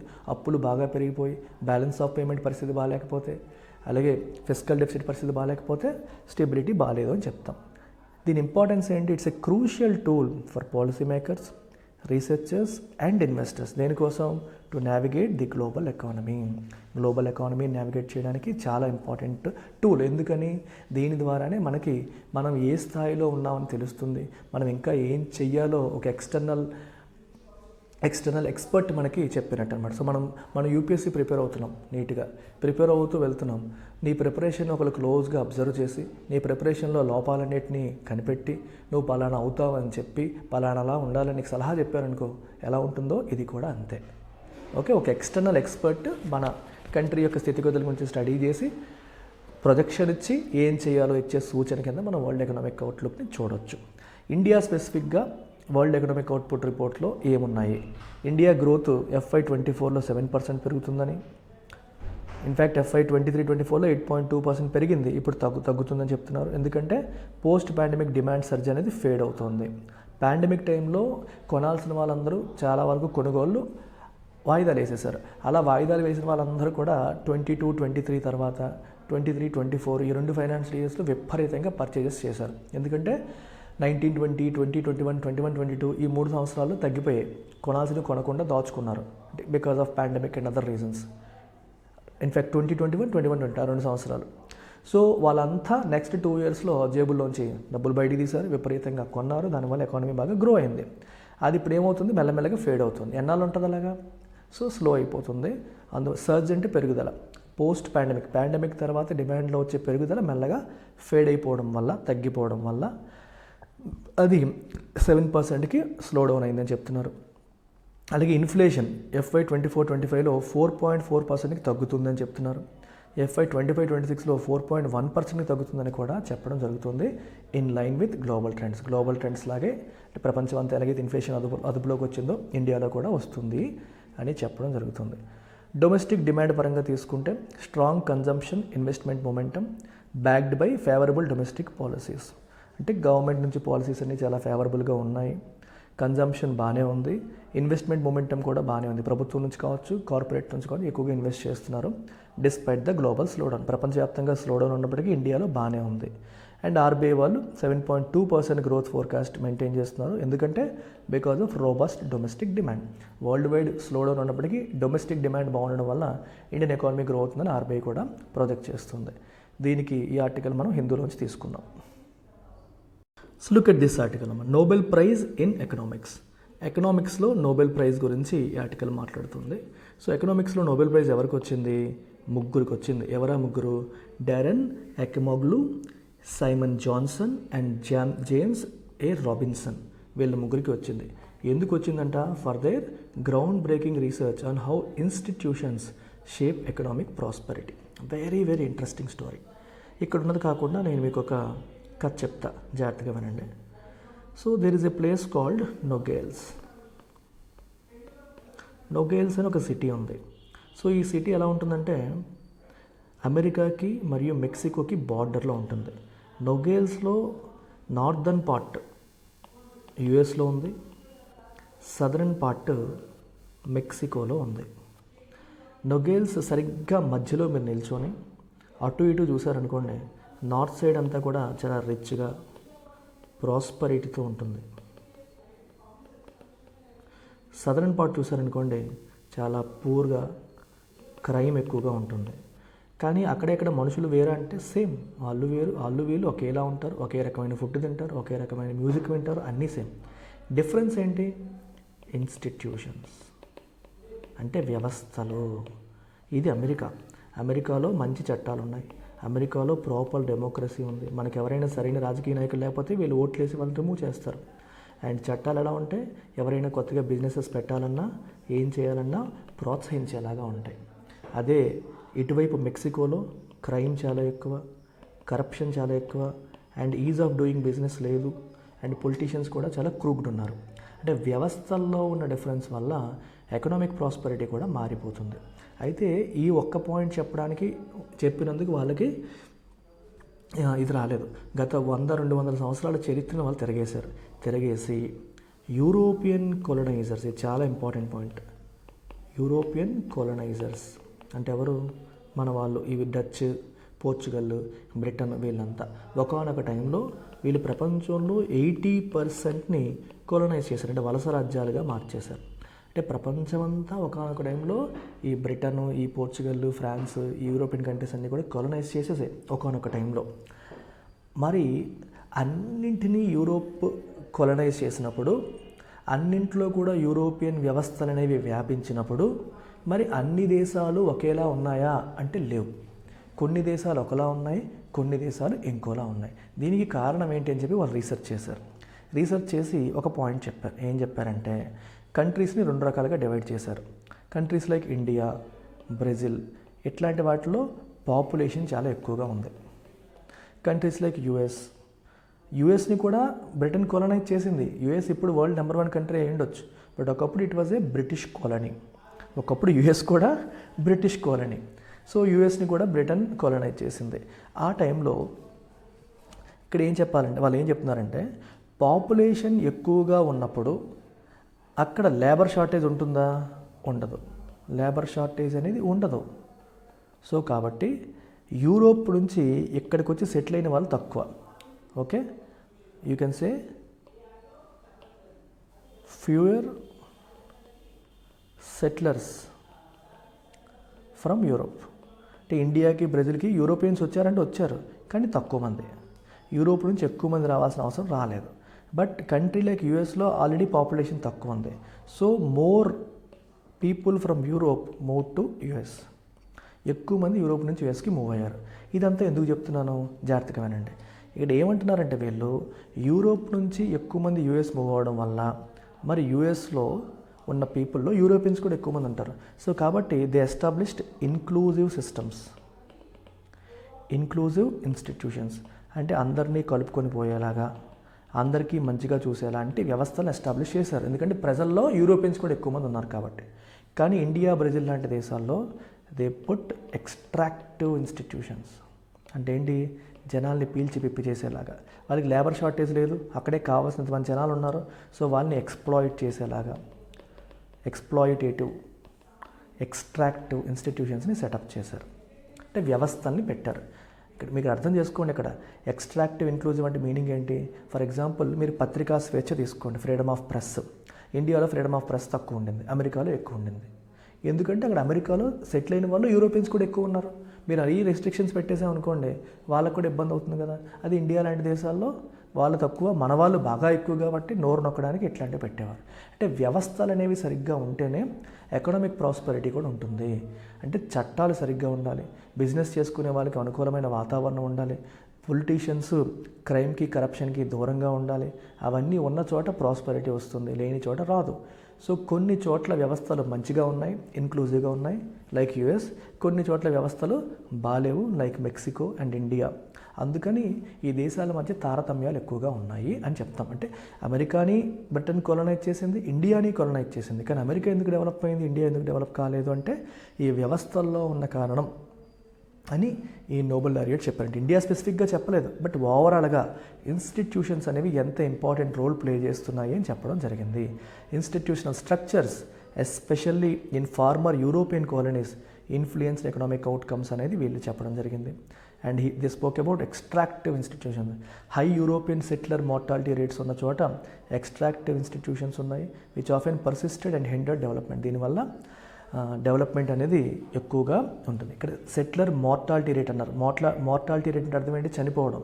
అంటే ఎలాంటి చోట ఈ సెటిలర్స్ చనిపోవడం ఎక్కువగా జరిగింది. చనిపోవడం అంటే అర్థం ఏంటి? అక్కడ వ్యాధులు, జబ్బులు. ఫర్ ఎగ్జాంపుల్ ఇండియాలో ఉన్న వాతావరణాన్ని తట్టుకోలేక యూరోపియన్స్ చనిపోయేవారు ఎక్కువ మంది. అది యూఎస్లో అయితే ఉండగలిగేవారు. అట్లా మార్టాలిటీ రేట్ ఎక్కువ ఉండే చోట వీళ్ళు ఎక్స్ట్రాక్టివ్ సిస్టమ్స్ పెట్టేశారు. అవి అంటే ఎక్స్ట్రాక్టివ్ అంటే మీనింగ్ ఏంటి, అక్కడ మనకి అందరినీ కలుపుకొని వెళ్ళేలా కాకుండా ఇబ్బంది పెట్టేలాగా ఓకే ఎక్స్ప్లాయిట్ చేసేలాంటి సిస్టమ్స్ వాళ్ళు తీసుకురావడం అనేది జరిగింది. అందువల్ల అక్కడ పరిస్థితులు బాలేవు అని అర్థం. ఓకే, అర్థమవుతుందమ్మా? కొంతమంది చేతిలోనే మొత్తం ఉండి ప్రజల్ని రిసోర్సెస్ని ఎక్స్ప్లాయిట్ చేసేలాంటి సిస్టమ్స్ ఎక్కువగా తెచ్చారు. నొగేల్స్ మీకు ఆల్రెడీ చెప్పాను, మెక్సికో మరియు యుఎస్ బార్డర్లో ఉన్న కంట్రీ ఇది. దీని స్టోరీ చెప్పేశాను. సో ఈ Nobel prize in economic sciences అనేది స్వీడిష్ సెంట్రల్ బ్యాంక్ 1968లో ఎస్టాబ్లిష్ చేసింది. Significant contributions to economics and చేసిన వాళ్ళకి ఇది ఆనర్ చేస్తుంది. And it complements the original Nobel prizes in physics, chemistry, medicine, literature and peace. వీటన్నిటిని ఇది కాంప్లిమెంట్ చేస్తుంది. కాంప్లిమెంట్ యాడ్ అవుతుంది. Already physics, chemistry, medicine, literature and peace ఉన్నాయి, దానికి ఇది ఎడిషనల్గా యాడ్ అవుతుంది అని ఒక ఎడిషన్ లాగా మనకి కనిపిస్తుందని చెప్తున్నారు. సో నెక్స్ట్ ఆర్టికల్ తీసుకుంటే మళ్ళీ ఐఎంఎఫ్ యొక్క రిపోర్ట్. ఇందాక ఐఎంఎఫ్ వాళ్ళ వరల్డ్ ఎకనామిక్ అవుట్లుక్ రిపోర్ట్ చూసాం. ఇప్పుడు ఐఎంఎఫ్ వాళ్ళ గ్లోబల్ పబ్లిక్ డెట్ ఇన్సైట్స్ గురించి మనం మాట్లాడుతున్నాం. సో ఐఎంఎఫ్ వాళ్ళు ఏం చెప్తున్నారంటే ఫిస్కల్ పాలసీ పరంగా వాళ్ళు తీసుకున్న రిపోర్ట్ ఏం చెప్తుందంటే global public debt will hit a record $100 trillion. $100 trillion reach అవుతుంది గ్లోబల్ పబ్లిక్ డెట్ అని చెప్తున్నారు. అసలు పబ్లిక్ డెట్ అంటే ఏంటి? It refers to total amount of money that a government owes to external creditors. External creditors అంటే ఎవరు? Other governments కావచ్చు, international financial institutions కావచ్చు, and domestic creditors like local banks కావచ్చు, సిటిజన్స్ కావచ్చు, డొమెస్టిక్ ఇన్స్టిట్యూషన్స్ కావచ్చు. దీన్ని మనం పబ్లిక్ డెట్ అంటాం. ఫర్ ఎగ్జాంపుల్ ఇండియాలో తీసుకుంటే మన గవర్నమెంట్ ఏదైతే ఉందో ఓకే ఐఎంఎఫ్ దగ్గర లోన్ తీసుకొని ఉండొచ్చు, వరల్డ్ బ్యాంక్ దగ్గర లోన్ తీసుకొని ఉండొచ్చు, యూఎస్ దగ్గర లోన్ తీసుకొని ఉండొచ్చు, జపాన్ దగ్గర తీసుకొని ఉండొచ్చు. వాళ్ళందరి దగ్గర మనం ఎంతైతే తీసుకున్నామో అదంతా కూడా మన అప్పు కిందకు వస్తుంది. అడిషనల్గా ఇండియన్ బ్యాంక్స్ దగ్గర లోన్ తీసుకొని ఉండొచ్చు. లోన్ అంటే బాండ్స్. ఇప్పుడు గవర్నమెంట్ బాండ్స్ ఇష్యూ చేస్తుంది కదా, గవర్నమెంట్ ఇష్యూ చేసే బాండ్స్ బ్యాంకులు కొనుక్కుంటాయి, సిటిజన్స్ కొనుక్కుంటారు, ఇలా చాలామంది కొంటారు. మరి వీళ్ళందరికీ కూడా గవర్నమెంట్ అప్పు ఉన్నట్టే. ఎందుకు? ఎవరైనా గవర్నమెంట్ బాండ్ కొన్నారు అంటే ఆ బాండ్ మీద వాళ్ళు ఏం చేయాలి? తిరిగి ఇవ్వాలి కదా, తిరిగి డబ్బులు ఇవ్వాలి మరియు వడ్డీ కూడా చెల్లించాలి. కాబట్టి అది గవర్నమెంట్ పాయింట్ ఆఫ్ వ్యూలో అప్పే. గవర్నమెంట్ బాండ్ ఇష్యూ చేసినట్టు అర్థం ఏంటి? ఎవరో కొన్నారని. ఎవరో కొంటే ఏమవుతుంది? ఆ డబ్బు గవర్నమెంట్కి వస్తుంది. మరి గవర్నమెంట్కి వస్తే గవర్నమెంట్ తిరిగి ఇవ్వాలి కదా, బాండ్ మెచ్యూర్ అయినప్పుడు మనీ తిరిగి ఇవ్వాలి. సో అది గవర్నమెంట్ డెట్ కిందకి వస్తుంది. సో ఇవన్నీ కూడా గవర్నమెంట్ డెట్ కిందకి వస్తాయి. అయితే దీంట్లో ఫారిన్ లెండర్స్ నుంచి తీసుకున్నది ఎక్స్టర్నల్ డెట్ అవుతుంది, ఇంటర్నల్గా తీసుకున్నది డొమెస్టిక్ డెట్ కింద వస్తుంది. అలాగే ఇంటర్నేషనల్గా గవర్నమెంట్ బాండ్స్ ఇష్యూ చేయొచ్చు, డొమెస్టిక్గా ఇష్యూ చేయొచ్చు. ఆ బాండ్స్ అన్నీ కూడా డెట్ కిందకి వస్తాయి. ఎందుకంటే బాండ్ అంటేనే అప్పు, రేపు పొద్దున మళ్ళీ తిరిగి ఇవ్వాల్సిందే. సో దీంట్లో ఏం చెప్తున్నారంటే rising debt levels. Global public debt it projected to reach 93% of global GDP. Global జీడిపిలో ఈ పబ్లిక్ డెట్ అనేది 93%కి రీచ్ అవుతుంది అనేది చెప్తున్నారు. And nearly 100% by 2030. 2030కి జీడిపిలో అంటే ఎంత నేషనల్ ఇన్కమ్ ఉందో, అంటే మీ కంట్రీ ప్రపంచవ్యాప్తంగా ఒక సంవత్సరంలో ఎంత ఇన్కమ్ జనరేట్ అవుతుందో, ఎంత గ్రోత్ వస్తుందో అంత అప్పు కూడా ఉండబోతోంది, అంత పెరుగుతోంది అని చెప్పి రిపోర్ట్ చెప్తుంది. With a worst case scenario predicting a surge to 115% by 2026. 2026కి 115% కూడా పెరగొచ్చు అని ఒక వరస్ట్ కేస్ సినారియో కూడా చెప్పడం జరుగుతుంది. అయితే దీనికోసం ఐఎంఎఫ్ డెట్ ఎట్ రిస్క్ అనే అప్రోచ్ని తీసుకొచ్చి ఈ డెట్ ప్రొజెక్షన్స్ యొక్క అన్సర్టెనిటీస్ని ఎవాల్యుయేట్ చేయడం కోసం ఒక కొత్త అప్రోచ్ని తీసుకొచ్చింది ఇంటర్నేషనల్ మానిటరీ ఫండ్. అయితే ఈ బారోయింగ్ కాస్ట్ అనేవి are increasingly affected by global trends. Borrowing cost అనేవి గ్లోబల్ ట్రెండ్స్ బట్టి ఎఫెక్ట్ అవుతున్నాయి. With high debt in major economies, heightening volatility in sovereign yields and debt risks worldwide. Major ఎకానమీస్లో కూడా ఎక్కువగా అప్పులు ఉండడం వల్ల ఈల్డ్స్లో వొలటైలిటీ ఎక్కువగా ఉంటుంది. ఈల్డ్ అంటే ఏంటి? ఒక బాండ్ మీద మనకి వచ్చే ఎఫెక్టివ్ ఇంట్రెస్ట్ రేట్ని ఈల్డ్ అంటాం. ఓకే, గవర్నమెంట్ సెక్యూరిటీ మీద వచ్చే ఎఫెక్టివ్ ఇంట్రెస్ట్ రేట్నే ఈల్డ్ అని చెప్పంటాం. అది చాలా పెద్దది చెప్పాలంటే. నేను గవర్నమెంట్ సెక్యూరిటీస్ గురించి ఆల్రెడీ వీడియో చేశాను. గవర్నమెంట్ సెక్యూరిటీస్ లేదా గవర్నమెంట్ బాండ్స్ సురేష్ సార్ అని చెప్పి యూట్యూబ్లో సెర్చ్ కొట్టండి, అదే ఎల్టీఎక్స్ అని కొట్టండి మీకు వచ్చేస్తుంది. సో ఈ డెట్ ఎక్కువగా ఉండడం వల్ల రిస్కులు కూడా పెరుగుతాయి, ఎగ్గొట్టే వాళ్ళు పెరుగుతారు, అంటే కంట్రీస్ కూడా కట్టలేని స్థితిలోకి వెళ్ళే సిచ్యువేషన్ కూడా మనకి బాగా పెరుగుతుంది. ఇది ఈ రిపోర్ట్లో మేజర్గా చెప్పిన పాయింట్లు. అయితే రిలీజ్ చేసింది ఎవరంటే ఐఎంఎఫ్. కాబట్టి ఐఎంఎఫ్ ఎప్పుడు ఎస్టాబ్లిష్ అయింది? 1945లో వరల్డ్ బ్యాంక్తో పాటు వచ్చింది. దీన్ని బ్రెటన్ వుడ్ ఇన్స్టిట్యూషన్ అంటాం. ఐఎంఎఫ్ అండ్ వరల్డ్ బ్యాంక్ రెండింటిని కూడా మనం బ్రెటన్ వుడ్స్ ఇన్స్టిట్యూషన్స్ అని చెప్పేసి అంటాం. పోస్ట్ వార్, వరల్డ్ వార్ తర్వాత రీకన్స్ట్రక్షన్ కోసం, పోస్ట్ వార్ రీకన్స్ట్రక్షన్ని సపోర్ట్ చేయడం కోసం వచ్చిన ఆర్గనైజేషన్సే ఈ రెండు. ఆబ్జెక్టివ్ ఏంటి? To maintain the stability of global monetary system. Global monetary system యొక్క స్టెబిలిటీ అంటే కరెన్సీ, ఈ ఎక్స్చేంజ్, ఈ సిస్టమ్ యొక్క స్టెబిలిటీని మెయింటైన్ చేయడం కోసం ఐఎంఎఫ్ని ఎస్టాబ్లిష్ చేయడం జరిగింది. వీళ్ళు జనరల్గా రిలీజ్ చేసే reports global financial stability report, world economic outlook already మనం చూసాం. ఇండియన్ ఎకానమీకి సంబంధించి మీకు ఎటువంటి ప్రాబ్లం ఉన్నా సరే, ఇండియన్ ఎకానమీ పరంగా ఏ బుక్ రిఫర్ చేయాలన్న కన్ఫ్యూజన్ మీకు అవసరం లేదు. 100% నేను స్వయంగా తయారు చేసిన full PDF notes is available. 99 రూపీస్కి స్టార్టింగ్ ఇయర్ నేను ఇస్తున్నాను. నెక్స్ట్ ఇయర్ నుంచి the fee is going to be 500 rupees. So UPSC, APPSC, TGPSC ఎవరు ఏది ప్రిపేర్ అవుతున్నా సరే ఇండియన్ ఎకానమీ పరంగా కంప్లీట్గా మీకు ప్రిలిమ్స్ కమ్ మెయిన్స్ ఓరియంటేషన్తో బుక్ స్టూడెంట్ ఫ్రెండ్లీగా ప్రతి ఒక్కరికి అర్థమయ్యేలా ఉంటుంది. మన వెబ్సైట్ లేదా మన యాప్లో మీరు ఈ బుక్ని కొనుక్కోవచ్చు. Next article is about MSP, minimum support price. So cabinet committee on economic affairs CCA వాళ్ళు they raised minimum support price for 6 rabi crops. ఏంటవి? Wheat, barley, gram, lentil, rapeseed, mustard and safflower. వీటికి సంబంధించి మినిమం సపోర్ట్ ప్రైస్ని cabinet committee on economic affairs వాళ్ళు పెంచారు అని మనకి చెప్తున్నారు క్లియర్గా. అయితే ఎంఎస్పి కదేంటో చూద్దాం. ఎంఎస్పి అంటే మినిమం సపోర్ట్ ప్రైస్ అంటున్నాం, అంటే రైతులు పండించే పంటకి కనీస మద్దతు ధర. గవర్నమెంటే ముందే చెప్తుంది, వీళ్ళు పంట వేయడానికి ముందే, బాబు మీరు కంగారు పడకండి, పండించండి, నేను కొంటా, మార్కెట్లో ఎవరు కొన్నా కొనకపోయినా నేను కొంటాను అని ముందే గవర్నమెంట్ ప్రకటిస్తుంది. పంట వేయడానికి ముందే ఈ రేటు కొంటుందని గవర్నమెంట్ ప్రకటిస్తుంది కాబట్టి వీళ్ళకి ఒక ఎష్యూరెన్స్ అనమాట. ఆ ఎష్యూరెన్స్తో వాళ్ళు పంట ధైర్యంగా వేసేవాళ్ళు. ఇది 1965లో ఈ ఫ్రేమ్వర్క్ ఎస్టాబ్లిష్ చేశారు.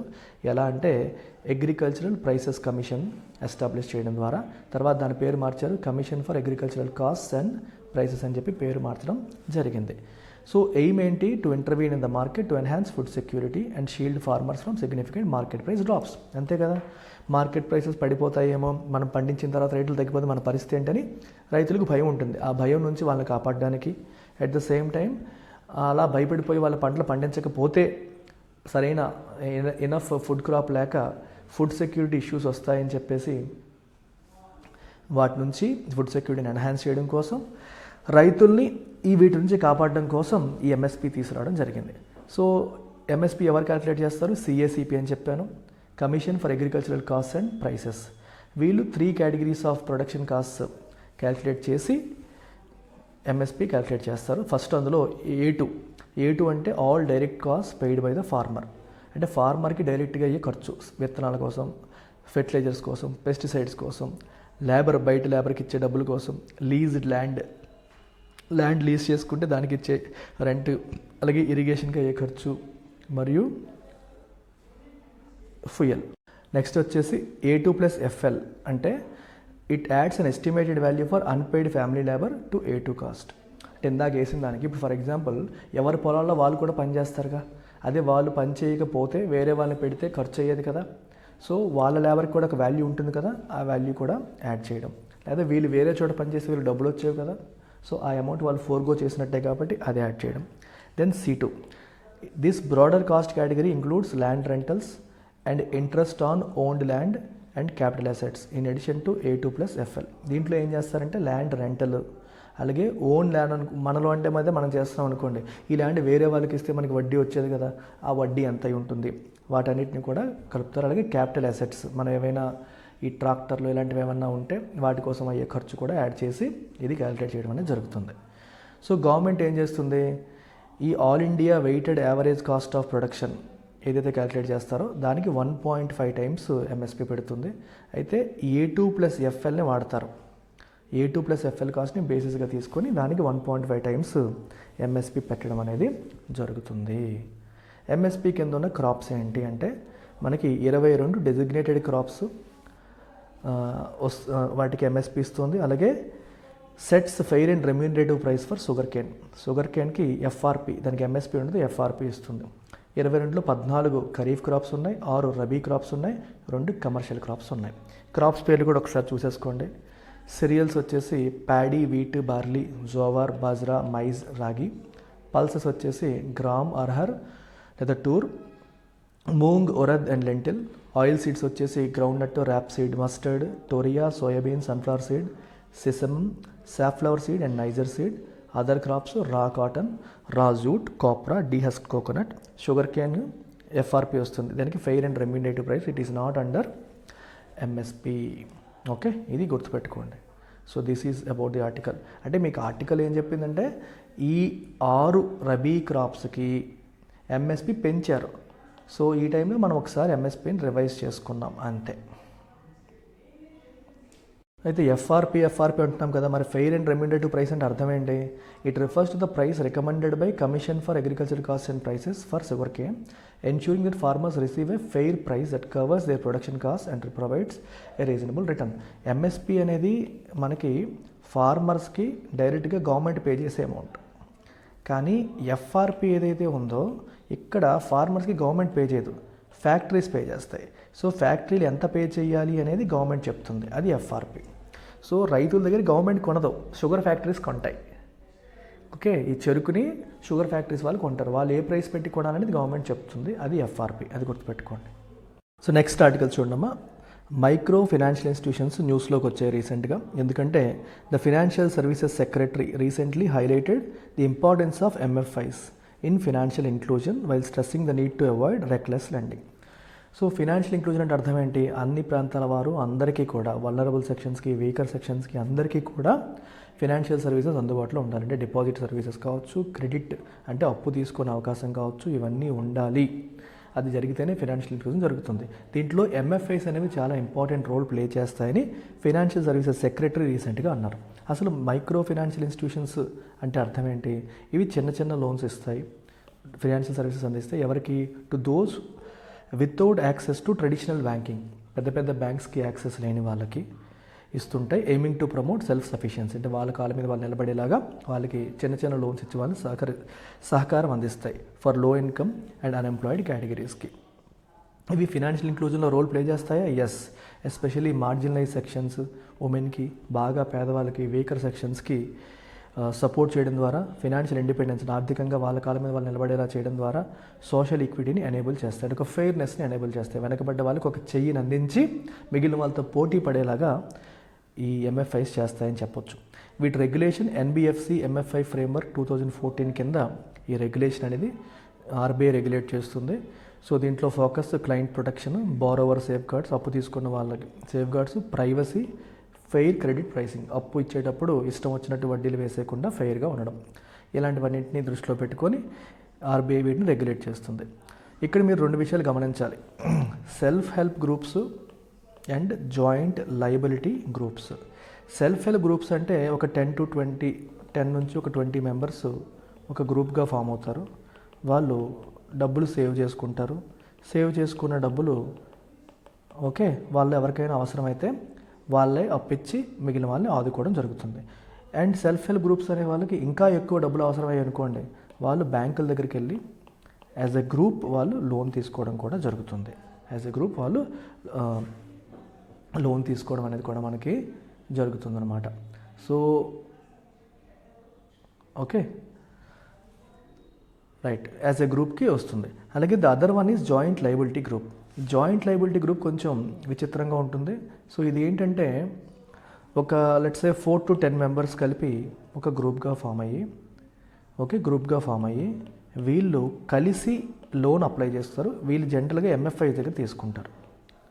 ఎస్హెచ్జీస్ ఎక్కువగా బ్యాంక్ దగ్గర తీసేసుకుంటే వీళ్ళు ఇంకా చిన్నవన్నమాట, చిన్న చిన్న లోన్స్ మైక్రో ఫైనాన్షియల్ ఇన్స్టిట్యూషన్స్ దగ్గర ఎక్కువగా తీసుకోవడం అనేది జరుగుతుంది.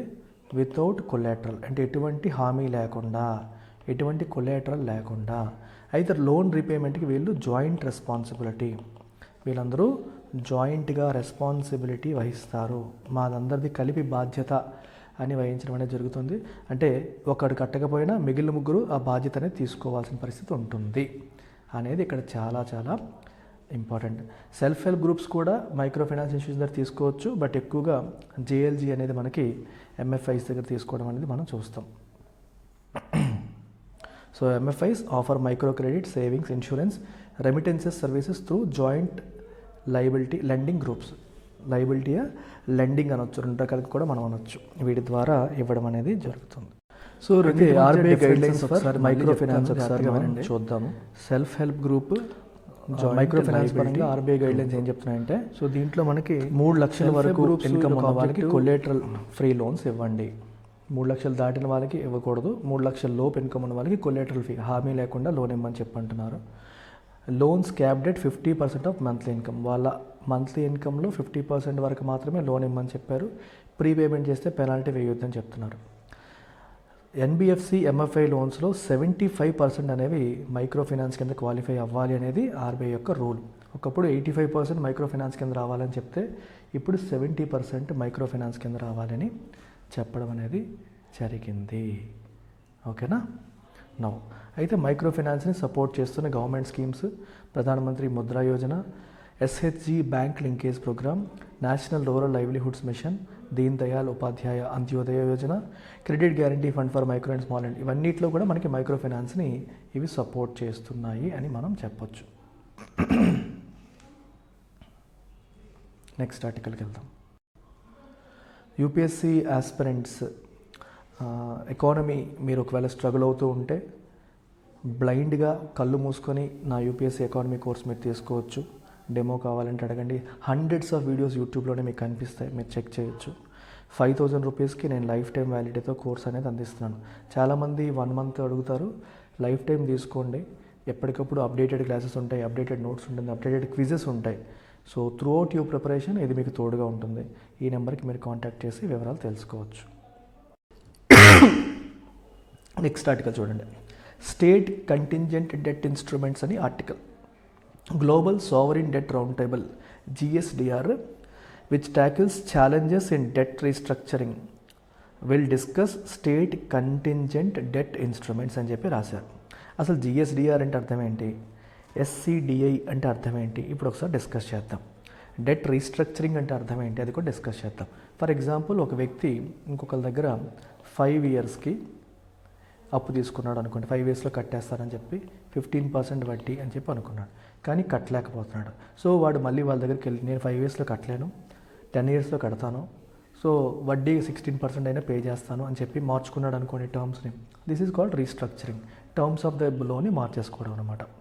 సో SCDI అంటే ఏంటి, స్టేట్ కంటింజెంట్ డెట్ ఇన్స్ట్రుమెంట్స్. ఏంటివి?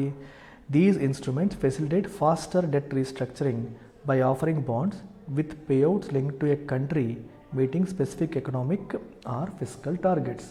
అంటే అర్థం ఏంటి, మీరు ఎగ్జాంపుల్ ఇచ్చారు, Ukraine's GDP linked bonds where payouts are tied to economic growth. బేసికల్గా మనం ఒక బాండ్ ఇష్యూ చేశారనుకోండి. బాండ్ ఇష్యూ చేసినప్పుడు ఏమవుతుంది, you see the face value of the bond యొక్క ఫేస్ వాల్యూ మెన్షన్ చేస్తాము, కూపన్ రేట్, దాని మీద వడ్డీ ఎంత అని చెప్తాము, అలాగే మెచ్యూరిటీ ఎప్పుడు అని చెప్తాం. ఎప్పుడు మెచ్యూర్ అవుతుంది, ఎంత వడ్డీ పే చేస్తారు, ఎంత అనేది ఉంటుంది. కానీ ఇక్కడ ఏమంటున్నారు, SCDI. ఈ డెట్ ఇన్స్ట్రుమెంట్స్ ఏం చెప్తున్నాయంటే ఈ బాండ్ యొక్క రీపేమెంట్ ఎప్పుడు పే చేస్తారు అనేది జనరల్గా ముందే మెన్షన్ చేయాలి కదా. అది ఇట్ ఈజ్ లింక్డ్ ఎప్పుడు పే చేస్తారు, ఎంత పే చేస్తారు అనేది it is linked to specific outcomes. అంటే అప్పు తీసుకున్న వాళ్ళు, ఒక కంట్రీ అప్పు తీసుకుందామా, ఎప్పుడు పే చేస్తుంది, ఎంత పే చేస్తుంది అనేది ఆ కంట్రీ యొక్క GDP గ్రోత్ బట్టి కావచ్చు, వేరే దాన్ని బట్టి కావచ్చు, ఆధారపడుతుంది. అంటే పలానా టైంకి ఎంత కట్టేస్తామని చెప్పకుండా పలానా అవుట్కమ్ రీచ్ అయితే మేము ఎంత కడతాం. ఫర్ ఎగ్జాంపుల్ 8% GDP గ్రోత్ వస్తే మీకు ఎంత పే చేస్తాము, 10% వస్తే ఎంత పే చేస్తాము, 5% వస్తే కొంచెం తక్కువ పే చేస్తాము అన్నట్టు కండిషన్స్ ఇవ్వడాన్నే మనం SCDIs అంటాం. యుక్రెయిన్ యొక్క GDP లింక్డ్ బాండ్స్ మీద తీసుకుంటే పేఅవుట్స్ అనేవి ఎకనామిక్ గ్రోత్కి లింక్ అయ్యాయి. గ్రోత్ బట్టి పేఅవుట్స్ అనేవి ఉంటాయి. సో వాటికి ఫిక్స్డ్ ఇంట్రెస్ట్ రేట్ కూడా ఉండదు. అండ్ పేఅవుట్ స్ట్రక్చర్ కూడా it varies depending on factors like economic growth, natural resource revenue, tax receipts. మాకు ఎక్కువ ట్యాక్స్ వస్తే ఎక్కువ కట్టేస్తాము, తక్కువ వస్తే తక్కువ ఇస్తాము. అర్థమవుతుందా? మనకి లోకల్గా వచ్చే రెవెన్యూ బాగుంటే ఇస్తాము, లేదా జీడిపి గ్రోత్ బాగుంటే ఇస్తాము. ఇలా ఏదో ఒక అవుట్కమ్కి లింక్ చేయడం అనేది జరుగుతుంది. అవి బాగుంటే పేఅవుట్స్ బాగుంటాయి, అవి బాగాలేకపోతే పేఅవుట్స్ అనేవి బాగుండవు. That is how these bonds are structured. అట్లాంటి వాటిని state contingent debt instrument. Contingent అంటే it is dependent on something else, వేరే దాని మీద డిపెండ్ అయ్యి దాని మీద ఆధారపడి మనం రీపేమెంట్ అనేది ఉంటుంది అని అర్థం. సో ఇవి డీల్ యాక్సలరేటర్స్ లాగా పనిచేస్తాయి అంటున్నారు, especially in cases of disagreement over a countries economic outlook. So దీనివల్ల అడ్వాంటేజ్ ఏంటంటే కంట్రీ యొక్క ఎకనామిక్ అవుట్లుక్ బాగుందా బాగాలేదా అనే కన్ఫ్యూజన్ వచ్చిందనుకోండి, అప్పుడు ఇవి పెడతారు. దీనివల్ల ఏమవుతుంది, బాబు మేము బాగుంటే మేము ఎక్కువ పే చేస్తాం, బాగాలేకపోతే తక్కువ పే చేస్తాం, అది మీకు ఓకేనా అంటాం. ఎందుకంటే ఒక కంట్రీ రేపు పొద్దున్న ఎంత గ్రో అవుతుందో మనకు అంచనా లేదనుకోండి, ఆ కంట్రీ లోన్ అడుగుతుంది అనుకోండి, లేదా డెట్ బాండ్ ఇష్యూ చేస్తుంది అనుకోండి, అప్పుడు వీళ్ళు సరిగ్గా పే చేయగలరా లేదా అని అనుమానాలు అనుకుండొచ్చు. So they might say when we're doing good we'll pay more, when we're not doing great మా పేమెంట్ తక్కువ ఉంటుంది. అప్పుడు మేము బాగాలేనప్పుడు మా పేమెంట్ తక్కువ ఉంటుంది కాబట్టి మాకు స్ట్రెస్ తక్కువ ఉంటుంది, మేము బాగున్నప్పుడు మేము ఎక్కువ పే చేస్తాం కాబట్టి మీకు బడ్డెన్ తీరిపోతుంది. సో ఇట్లా మా పరిస్థితి తగ్గట్టుగా లోన్ పే చేసే అవకాశం లేదా రీపే చేసే అవకాశాన్ని క్రియేట్ చేయడం ద్వారా ఈ డీల్ అనేది యాక్సలరేట్ అవుతుంది. లేకపోతే వీళ్ళకి ఇస్తే డబ్బులు వస్తాయో రావా, వీళ్ళకి కెపాసిటీ ఉందా లేదా మనం కన్ఫ్యూజ్ అవుతాం. సో బాగుంటే ఎక్కువ బాగాలేకపోతే తక్కువ అనే సిచ్యువేషన్ క్రియేట్ చేయడం వల్ల వాళ్ళు బాగాలేనప్పుడు కూడా పేమెంట్ అనేది తక్కువ ఉంటుంది కాబట్టి స్ట్రెస్కి గురవ్వరు, బాగున్నప్పుడు పేమెంట్ ఎక్కువ ఇస్తారు కాబట్టి మనకి వెంటనే వస్తుంది. ఇట్లా SCDIs అనేవి వచ్చాయి. అయితే ఈ global sovereign debt round table అనేది కండక్ట్ చేసి వాళ్ళు ఏం చేస్తారంటే ఈ డెట్ రీస్ట్రక్చరింగ్ వీటి విషయంలో ఛాలెంజెస్ని హ్యాండిల్ చేయడం కోసం వాళ్ళు మీటింగ్ అనేది ఏర్పాటు చేశారు. సో GSDR అనేది it was co-chaired by IMF, world bank and G20 presidency, present Brazil. So GSDR began its work in 2023. ఇందులో official bilateral creditors like Paris club members, new creditors అంటే ఎవరు అప్పు ఇచ్చేవాళ్ళు. ప్యారిస్ క్లబ్ అనేది group of countries అనమాట, వీళ్ళు అప్పులు ఇస్తూ ఉంటారు. అలాగే క్రెడిటర్స్ అంటే అప్పులు ఇచ్చేవాళ్ళు, ప్రైవేట్ క్రెడిటర్స్, బారోయింగ్ నేషన్స్ అప్పు తీసుకున్న దేశాలు, అప్పు ఇచ్చే దేశాలు, అలాగే ప్రైవేట్ ఇన్స్టిట్యూషన్స్ కూడా అప్పు ఇచ్చేవి, వాళ్ళందరూ కూడా దీంట్లో భాగం. ప్యారిస్ క్లబ్ మీకు చెప్పాను 1956లో ఇది ఫామ్ అయింది. Informal group of creditor nations, countries అనమాట, a group of nations which focused on supporting countries facing financial difficulties, particularly those struggling with debt repayment. డబ్బు పే చేయలేకుండా స్ట్రగుల్ అవుతున్న వాళ్ళకి సపోర్ట్ చేయడం కోసం ఇన్ఫార్మల్గా ఏర్పాటైన గ్రూప్ ఆఫ్ కంట్రీసే ప్యారిస్ క్లబ్. సో GSDR మీటింగ్లో వీళ్ళందరూ పార్టిసిపేట్ చేసి ఈ స్టేట్ కంటింజెంట్ డెట్ ఇన్స్ట్రుమెంట్స్ యొక్క రీపేమెంట్ స్ట్రక్చర్స్లో ఇష్యూస్ని సార్ట్ అవుట్ చేయడం కోసం ఆ ఛాలెంజెస్ని ఎలా ఓవర్కమ్ చేయాలని మీటింగ్ పెట్టుకున్నారు.